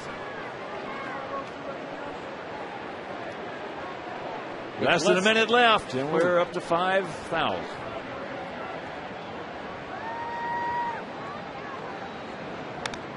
Big hack right there. Whew. Carlos on a 2-0 pitch got the pitch he was looking for. And Porcello kept it just far enough away. Carlos fouled it back.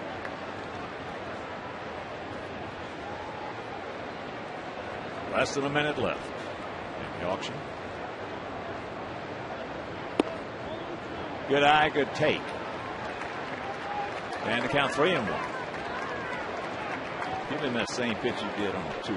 Yeah, here's where you're just squeezing the sawdust out of the bat, looking for anything in the zone, preferably a fastball, preferably middle in. And that's by.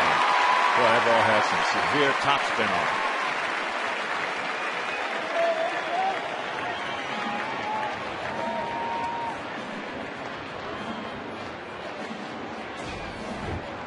Ball behind 3-1, even with a changeup. That ball's out over the plate. Carlos able to stay back long enough to just shoot it by ends at 3rd.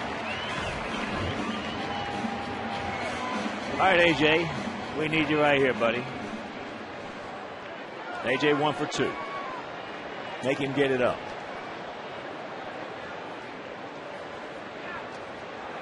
Got to make him get it up, AJ.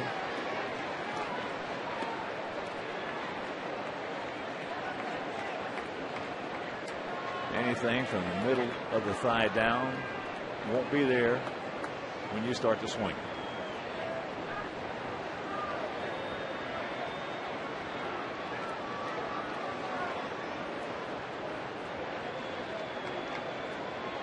That ball hit deep. Stretch. Stretch. Get out back there. Dadgummit. He just missed it. Just missed it. We'll go to the 7th, still tied at 1.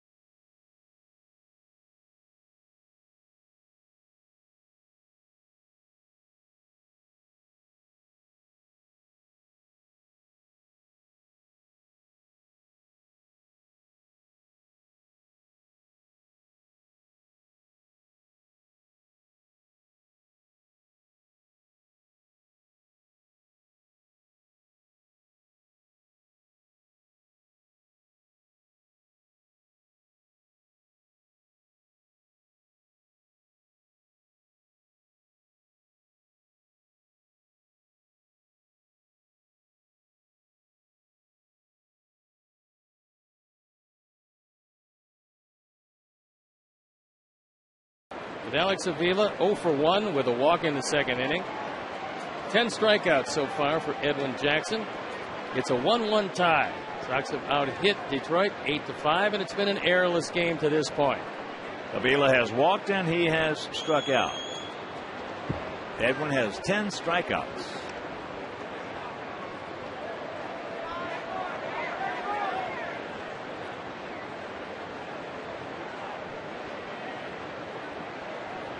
Dadgummit. AJ just missed that one. Got in on him just enough. Chris Sale loosening in the pen as Edwin about to deliver pitch number 105.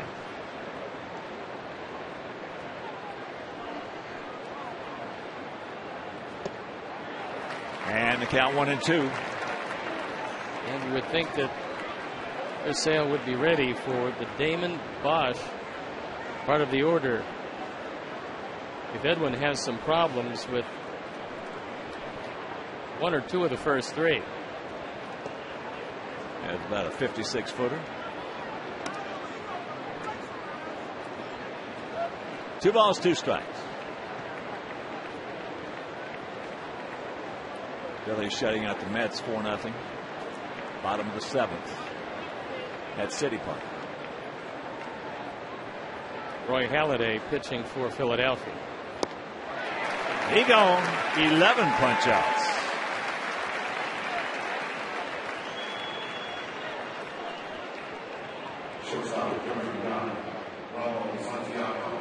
So here's Santiago. He's 1 for 2, led off the 5th inning with a single.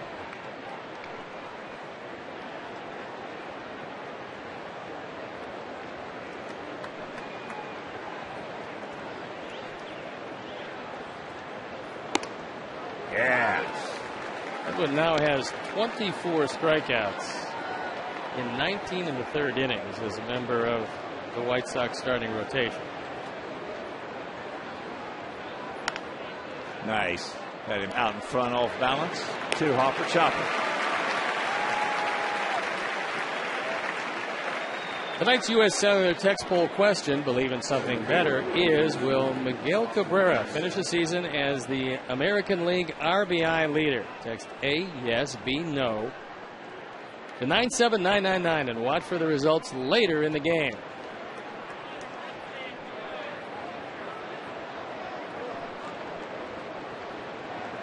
Austin Jackson, watch out.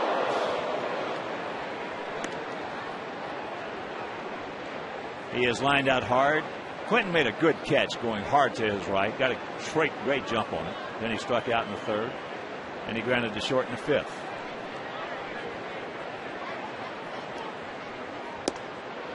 Good strike. That one at 98. Here in the top of the 7th on pitch 111. Beer frame.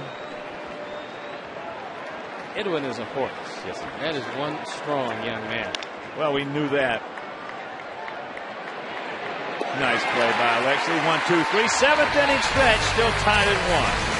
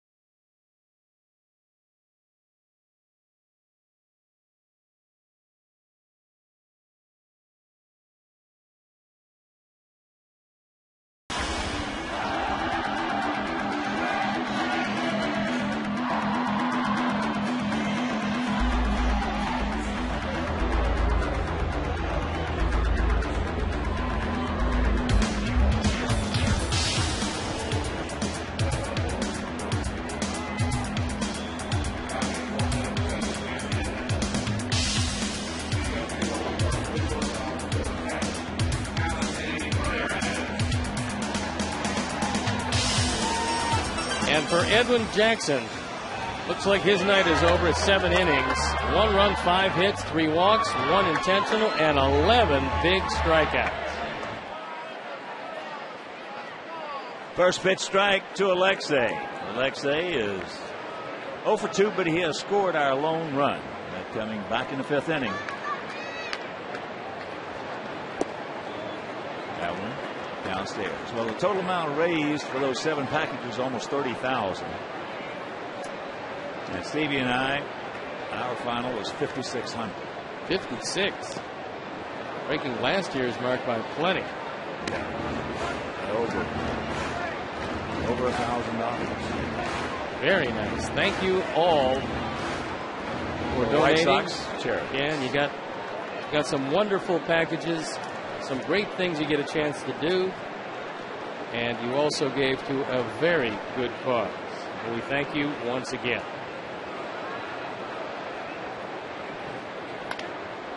Got in on him. And that's out number 1. So that'll bring up Beckham. On the hit and run back in the 5th, Alexei, who had hit into a force play, forcing AJ, who had singled to lead off. The hit and run, Beckham shot a hard single into right field. That allowed Alexei to move into 3rd.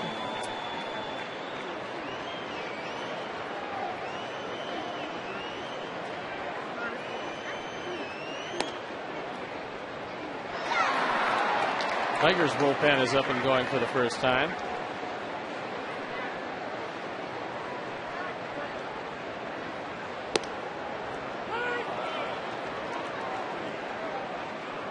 It's Phil Koch throwing in the pen.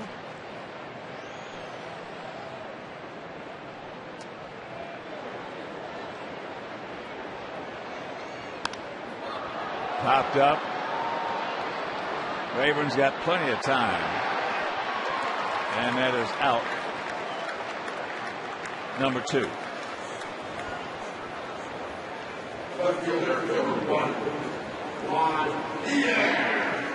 they'll bring up Juan Pierre. Juan is 2 for 3. He knocked in that run. Back in the 5th. His 30th run batted in.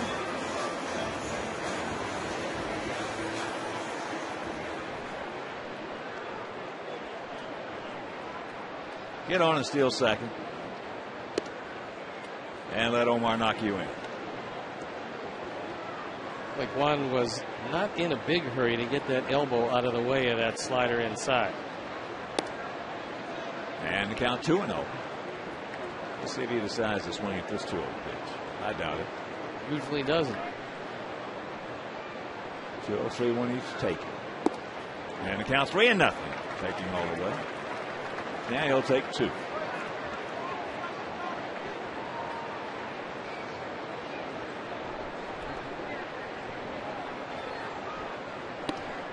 He doesn't have to.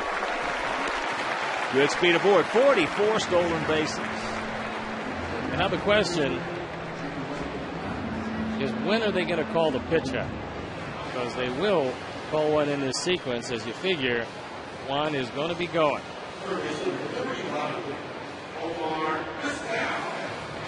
If it were me, I would give Omar 1, maybe 2 pitches to take a shot in that hole. He is so good at it. Just about as good as anybody you want to see. Well, there's plenty of room as Guillen is playing him up the middle. And that's low. That's 5 in a row off the mark for Porcello.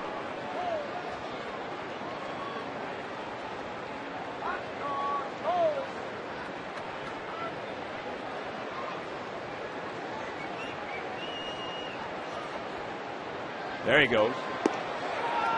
Goes high. Safe. 45 stolen bases. More importantly, a man in scoring position.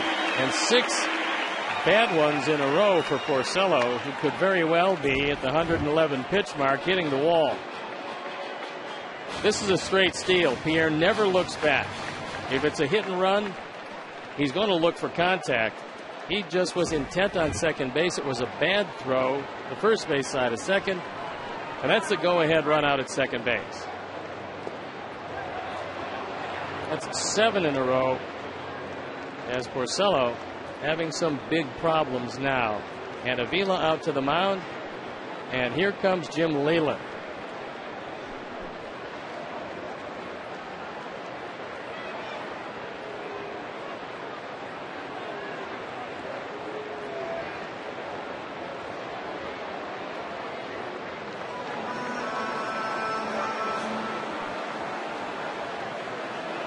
This is apparently a very important meeting because everybody but Cabrera is on the mound.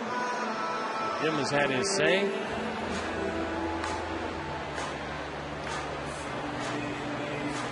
Well, Omar probably will be taking 2 as well.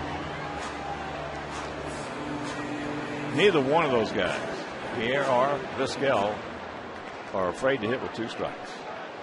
But with Vizquel, the outfielders are fairly shallow. But it's still going to take a great throw and a base hit to get Pierre. There's a strike. Well, with 2 outs, he should not be, I don't care who's out there, he should not be thrown out. Well, you're going to give him every opportunity because you're going to send him.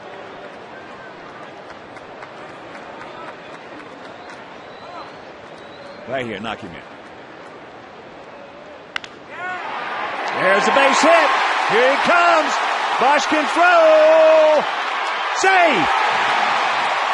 Omar's going to be in a pickle. Meanwhile, Sox lead it 2-1 going to the 8th.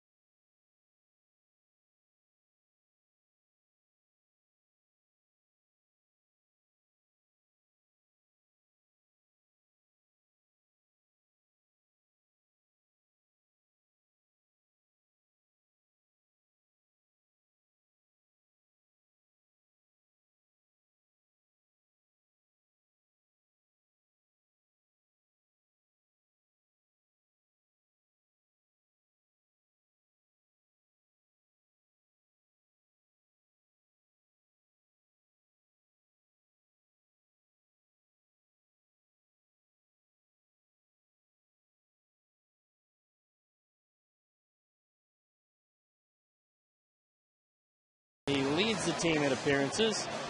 There you look at some very impressive numbers. 62 strikeouts in 45 innings.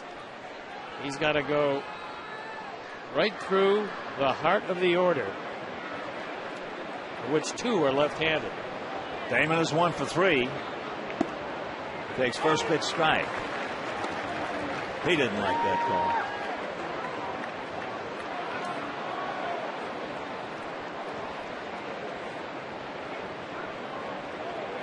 He's gone out to center, had an infield single, and grounded to second. And the count evens at 1. 2-9-0 for our Sox. 1-5-0 for their Tigers.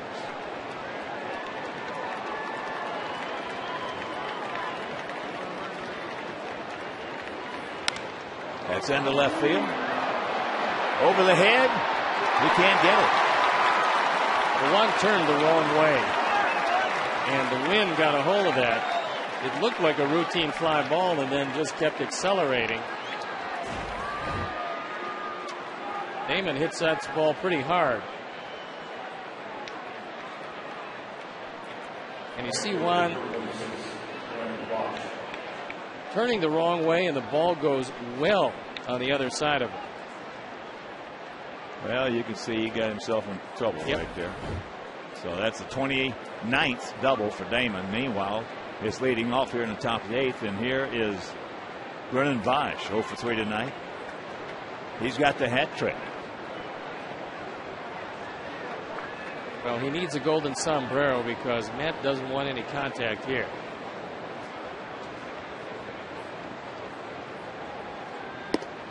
Yes. 0-1. Two more right there. Then you got to deal with Cabrera with a man at second. I don't think we'll have to deal with it. You going to put him on? I would.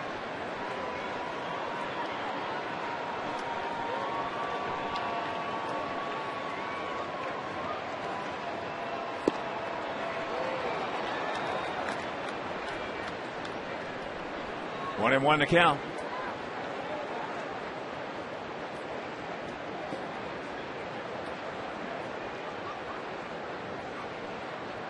Big pitch right here. And the count 1-2. Stay up there. Keep it right there, and you'll have no problems.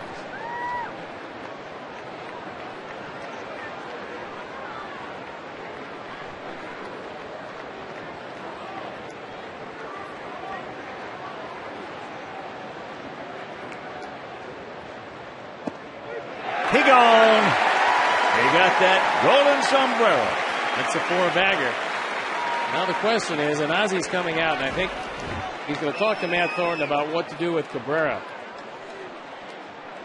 And I think you try to throw it in on his hands with a couple of pitches. If you miss inside, then put him on. I would invite him to get himself out of the strike zone. I think Matt has control enough to stay in off the plate a couple of times. And if he hit him, he hit him. Well, I'd take my thumb out of play. And put the forward first base? Right. And we'll have to see as Doug Eddings goes out. Well, this man might be our next Triple Crown winner. He's got a shot. Oh. And on tonight's home improvement from Menards, Miguel Cabrera is making a bid to become the major's first Triple Crown winner since Carl Yastrzemski in 1967. Cabrera ranks first, second, and third in the 3 Triple Crown categories as the season enters its final 7 weeks. So for all your home improvement needs, you can shop and save big money at Menards. At least for the time being, they're going to go at it.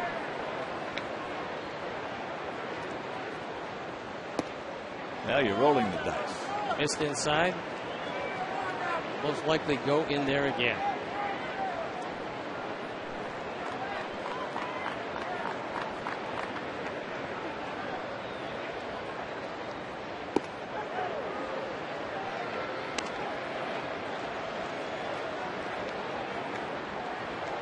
That's 2 in off the plate.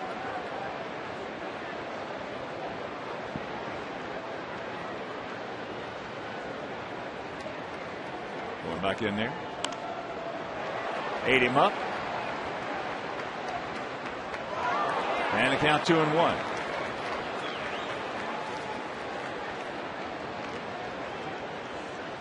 Just keep staying in there. Make sure he can't possibly extend his arms. Well, you can't pitch him. No, can't. well, you can't in this situation. You'll kill him. Because you're not worried about putting him on base. You're inviting him to get himself out of the zone. They're going back in there. And Beckham. Yes. Nice running catch by Beckham. Paulie was not going to be able to get there. And what an excellent job of staying in, which we talked about on Cabrera. The only way to get him is pitch him in. Guys like Cabrera and Joe Mauer, you get the ball out over the plate and they will beat your brains out. Good play by Gordon, knowing he was the only one who could make that play. There wasn't a strike in the bunch for 4 pitches. He did get himself out. Now you got to deal with the guy that's a better hitter from the left side than the right side, and that's Guillen, who has the home run as the only run the Tigers have scored.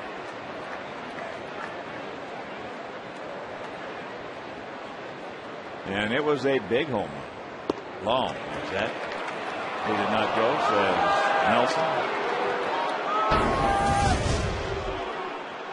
This was a no-doubter. A.J. wanted it away. One of the very few mistakes that Edwin made all night long. Edwin was outstanding if you're just joining us. That 1 run in 7 innings, 11 punch outs, and get fouled at will. 4 hits. Get that. 5 hits.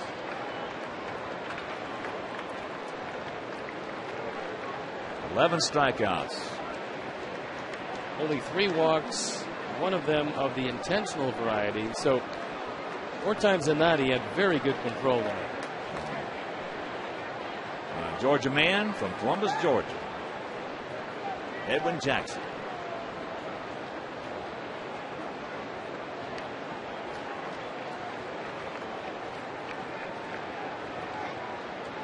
This guy is no slouch. Now AJ's going to have a little chit chat with Cabrera. You heard our home improvement from Menards. He is second in the league in hitting with that .338 average coming in. Tied for third in home runs with Mark Teixeira. And he is leading the league in RBIs, which is the toughest category.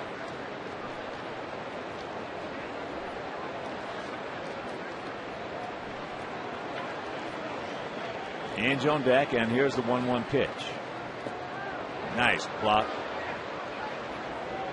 by AJ. Looked like a hockey goalie here is. It hit his glove. I think it hit Doug Edding's shin guard. Push it out in front of him, and Johnny Damon can't advance.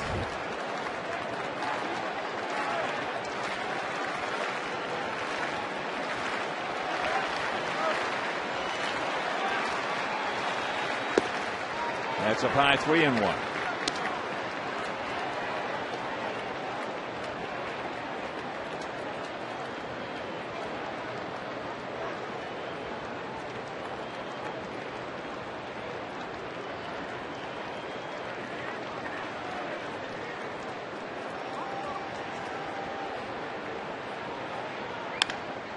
One hopper.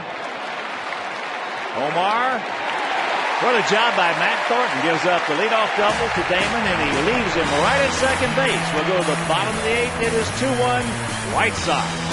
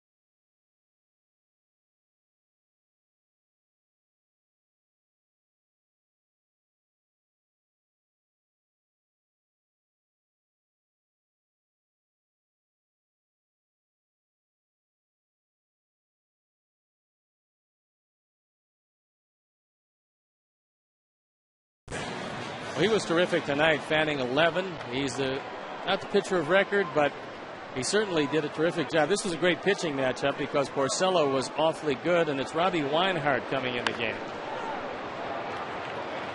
Alex.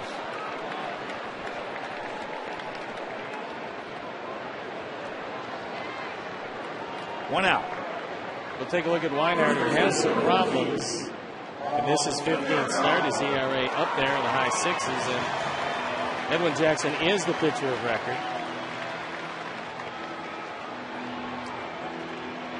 He has been awesome in his 3 starts for us. Matt Thornton came on and did a whale of a job getting out of that 8th inning after a double by Damon. Had a man at second, nobody out, facing 3, 4, and 5 and get out of it. That is good pitching. Yeah, watch out, Jeff Cox. Of course, a good thing he lost that weight. Well, he found about half of it back. Take a look at it. Twinkle Toes. Oh, he's awesome.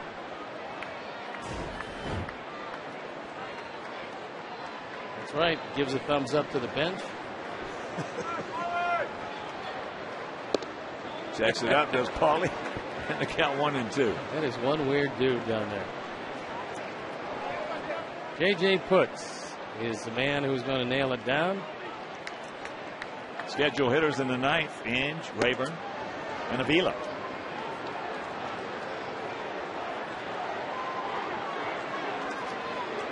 Paulie has walked singles. Gone out to third and now struck out.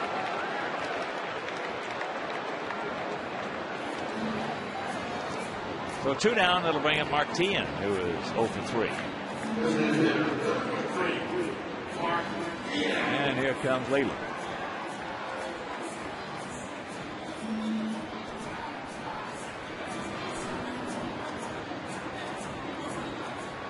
Phil Koch was loosening up earlier,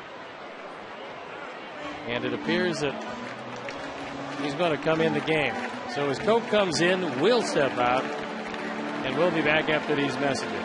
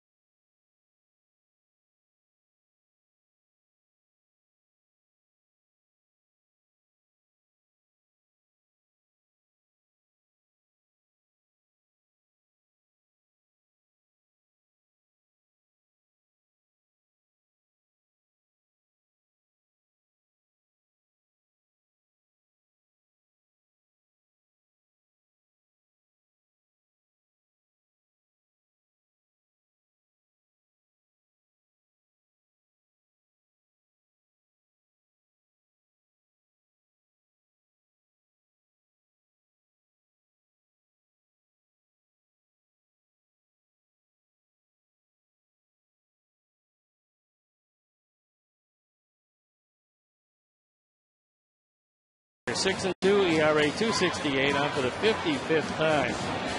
He's their situational left-hander, and he's brought on to face Martian.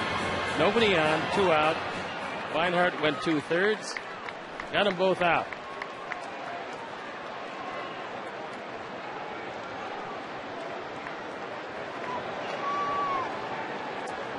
So here's Mark. Last time up, hit the ball hard down to Cabrera. He's 0 for 3.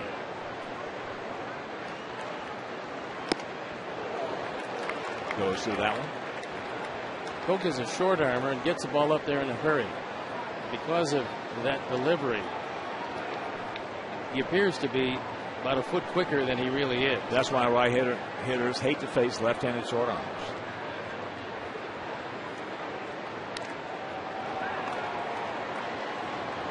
Left-handers don't mind them as much as right-handers in a lot of cases. Koch has been getting just about everybody out. 41 strikeouts, just 18 walks in those 47 innings of work, and he's only yielded 1 home run. Good two-strike hitter right here, Mark. He just missed it. It's going to be a can of corn for Brennan Bosch. Meanwhile, we will go to the ninth. It is 2-1 good guy.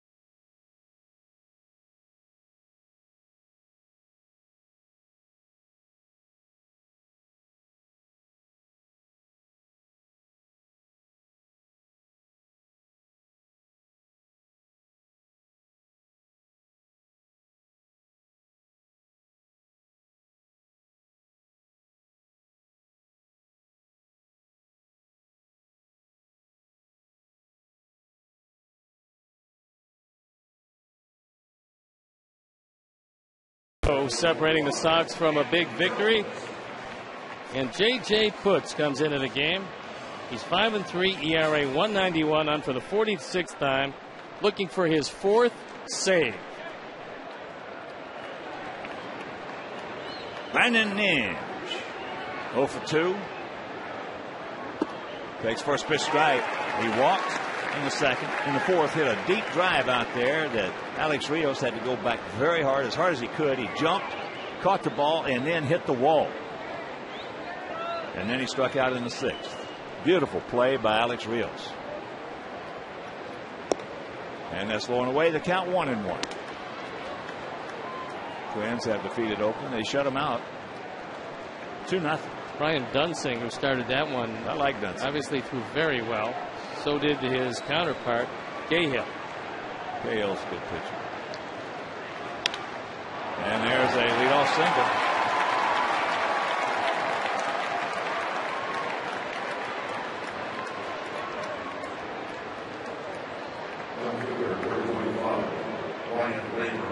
Here's our U.S. Cellular Text poll question. Will Miguel Cabrera finish the season as the American League RBI leader? In a hotly contested race, 52% of you said yes, and the other 48% said no. So the leadoff man aboard, and here's Ryan Rayburn. Omar in on the grass, a step at third. Outfield, they're spread out for the most part straight up.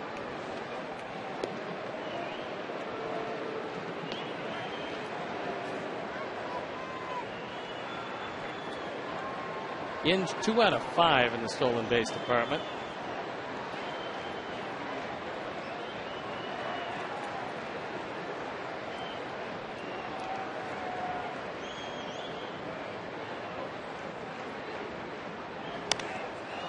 Pops him up, and that's going to be back into the seats for a souvenir.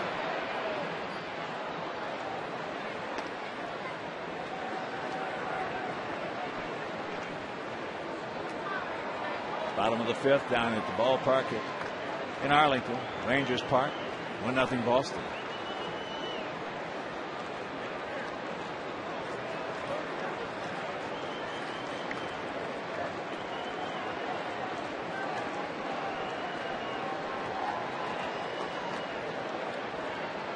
Inge, decent lead down there.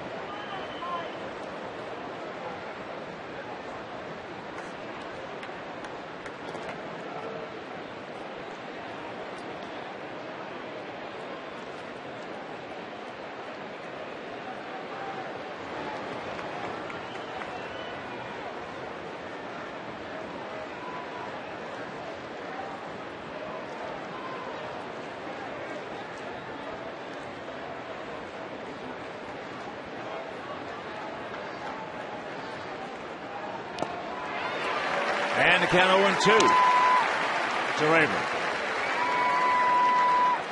He grounded to third and second, single in the fourth, and struck out on a slider in the sixth. If you're just tuning in, Edwin Jackson went 7 innings, giving up 1 run, 5 hits, 3 walks, 1 intentional, had 11 punch-outs. Stay away from Rayburn here. You might catch him trying to roll over one and ground to the left side.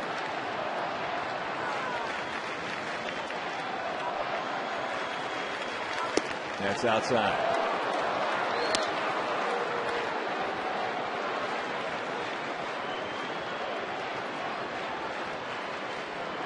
One run that Jackson gave up was a home run by Carlos Guillen. Those are Burt Blyleven type numbers. The only runs he gave up were home runs. Solo home runs. What, he threw 50 1 year, about 48 of them were solo shots. And a lot of strikeouts. Oh.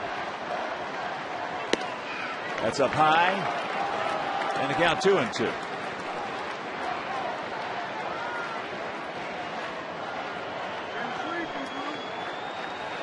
Take him right here, JJ. You don't want to go forward.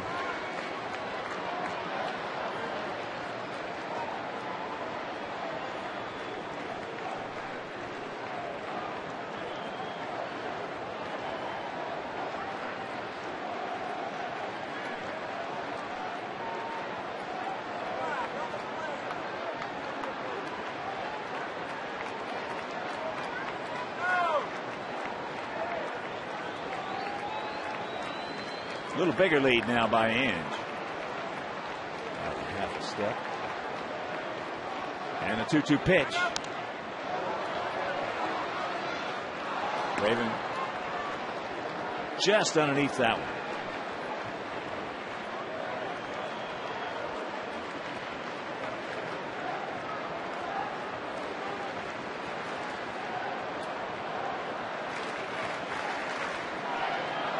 Outfield straight away, and Lamphere very deep in left field especially.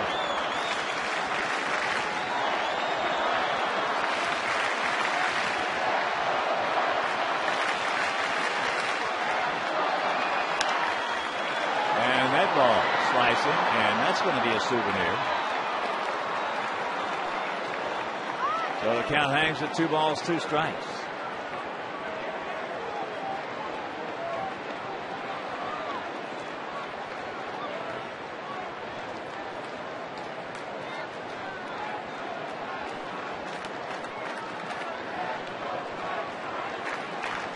Leadoff man aboard, nobody out.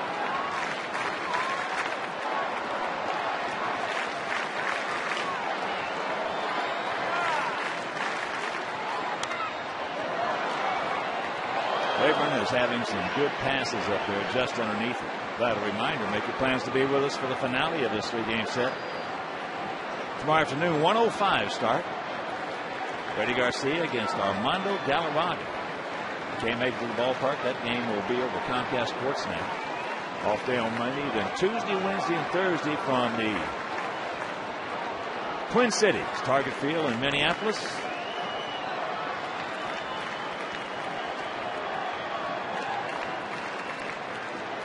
He gone. Big out. Good splitter right there. Just dove under Rayburn's bat. Look at the action on this one. Looked like it was going to be thigh high to Rayburn and then almost dove in the dirt. Looked like a Gaylord Perry special. The old Cuban forkball. So here's Avila. He has walked and struck out twice.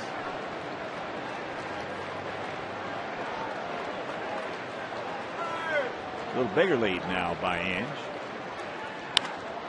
And that ball hit deep in left center field. Get down. That is a 2-run homer, and it is 3-2 Tigers.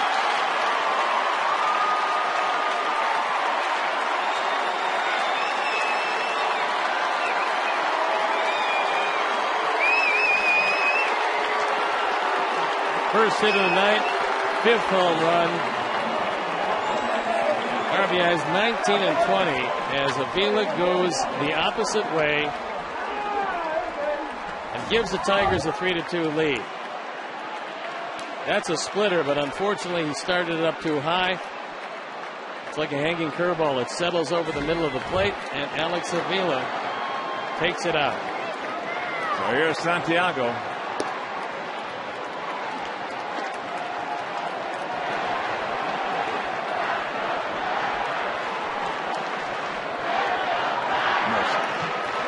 Like that, Edwin Jackson can't win, and Rick Porcello cannot lose. For our guys in the bottom of the 9th, Andrew Jones, A.J. Pierzynski, and Alexi Ramirez. Opposite field homer by Alex Avila.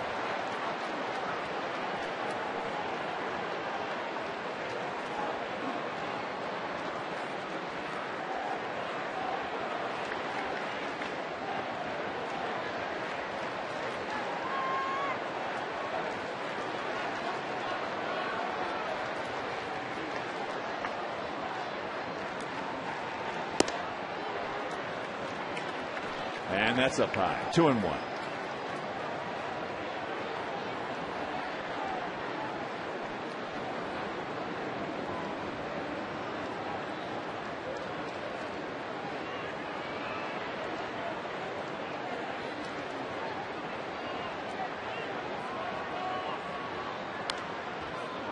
Count evens at 2.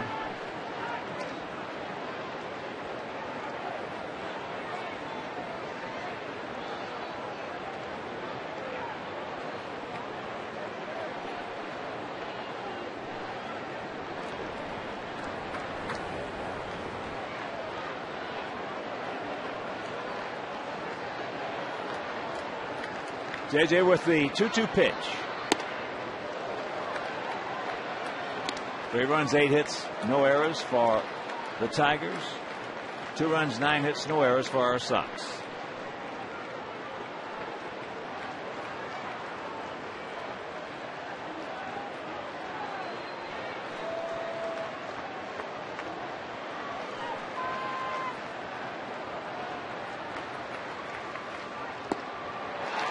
He gone.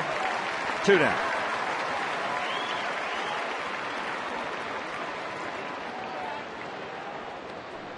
Fourteenth strikeout.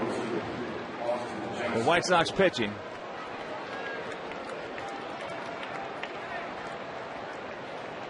And here is Austin Jackson, who is 0 for 4. He's lined out hard to right center that Carlos Quinton made a good catch on. He struck out, and twice he has grounded out to Alexi.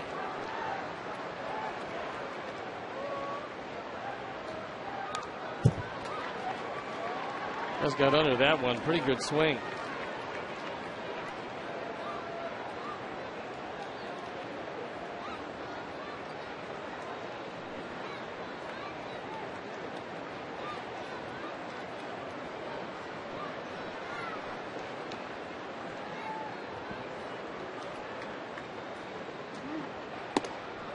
And the count 0-2. Outfield playing Jackson as an off-field hitter with Andrew Jones over toward the line. Rios a couple of steps to the first base side of second.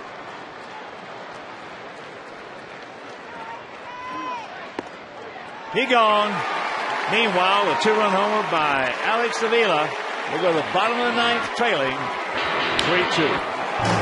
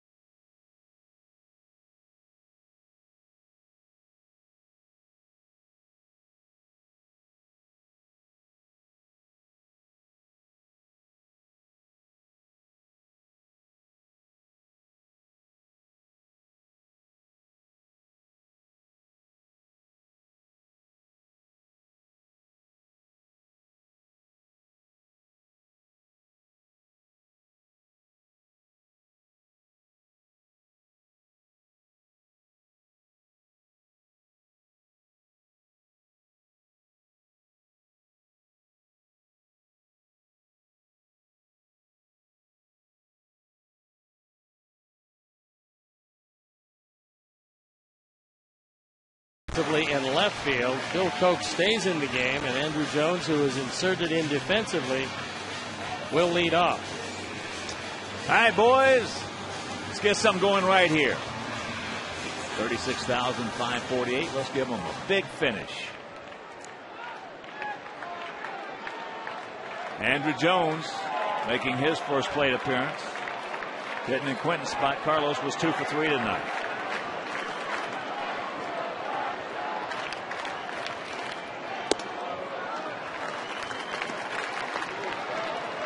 Well, Koch isn't used to closing. He only has one save all year, and their normal closer, Jose Valverde, is not even throwing.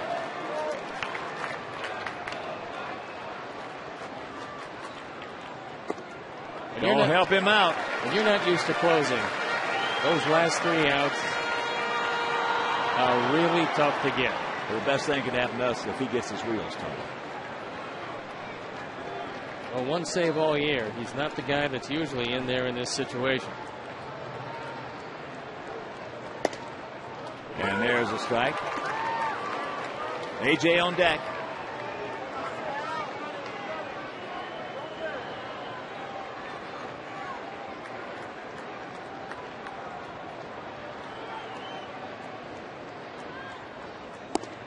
And the count 3-1. Now zone him in, reel him in, and light him up, Andrew.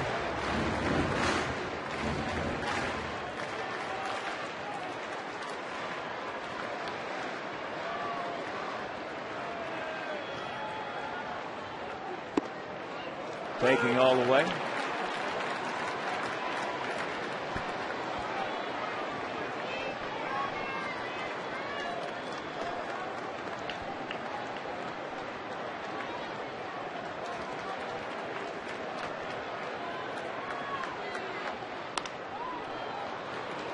The old changeup on 3-2.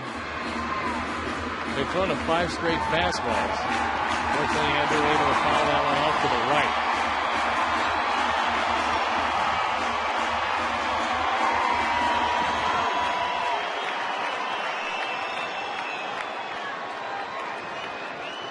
Now feel they are deep in the no double set and spread out.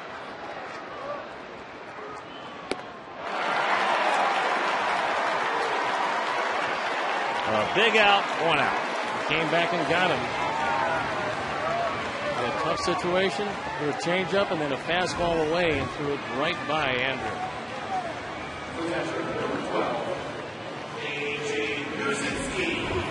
So AJ is 1 for 3. Hit into a double play in the second. Singled in the fifth and just missed hitting a 2-run homer in the sixth.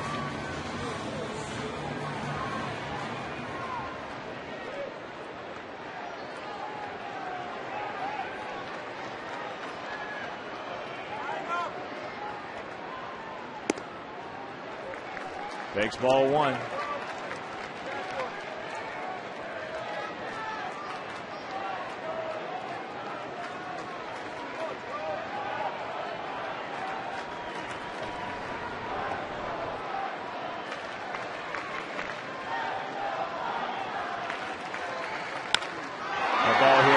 Center field right at Austin Jackson, and that is out number 2.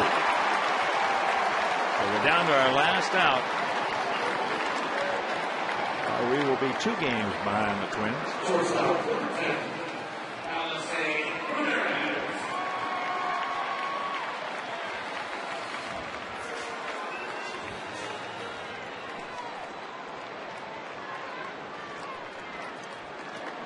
And here's Alexei.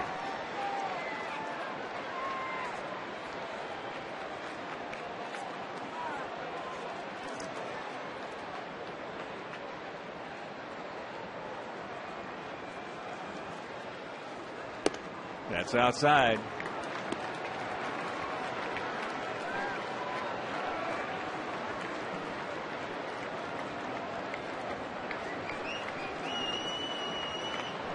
Start us up right here with 2 down, Alexei.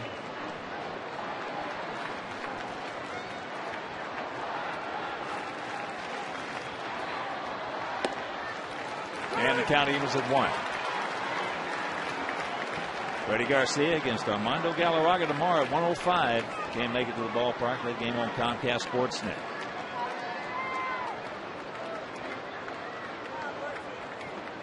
Two-run homer by Alex Avila at the top of the 9th inning. Big hack. Now we're down to our last bullet. 1-2. Good changeup after nothing but fastballs.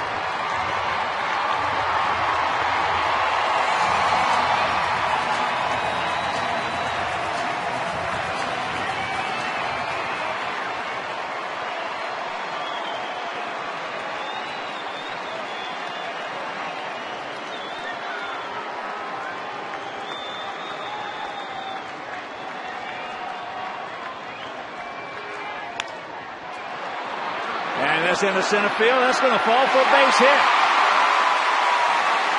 So that's going to give Gordon Beckham an opportunity.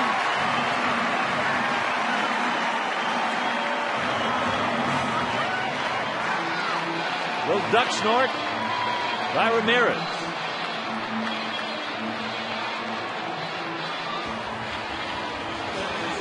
Well, if you missed it last night, Gordon Beckham went the opposite way.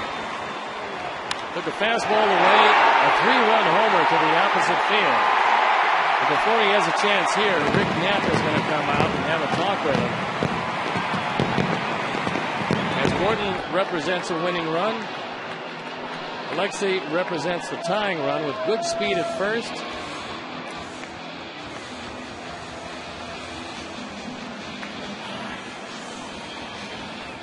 Knowing that Minnesota has already won their game by shutting out Oakland, this becomes a pretty big one as Doug Eddings goes out to break it up on the mound.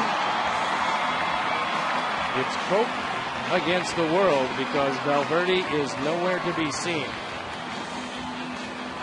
All right, Gordon Beckham. Right man, right spot, right time, right now. He is 1 for 3 tonight.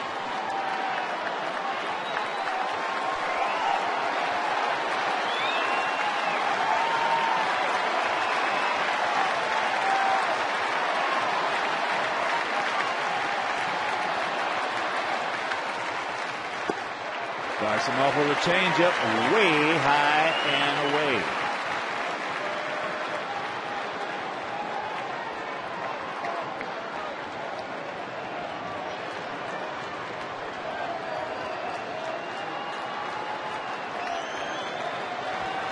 Alexei, you got to get a little bigger lead than that. And get secondary. That ball high and down through left right field. And when it comes down, this ball game is over. So the Sox had a 2-1 lead going to the ninth inning. Leadoff single by Inge, a strikeout for Rayburn, and then an opposite field 2-run homer by Alex Avila. Tigers tie the series at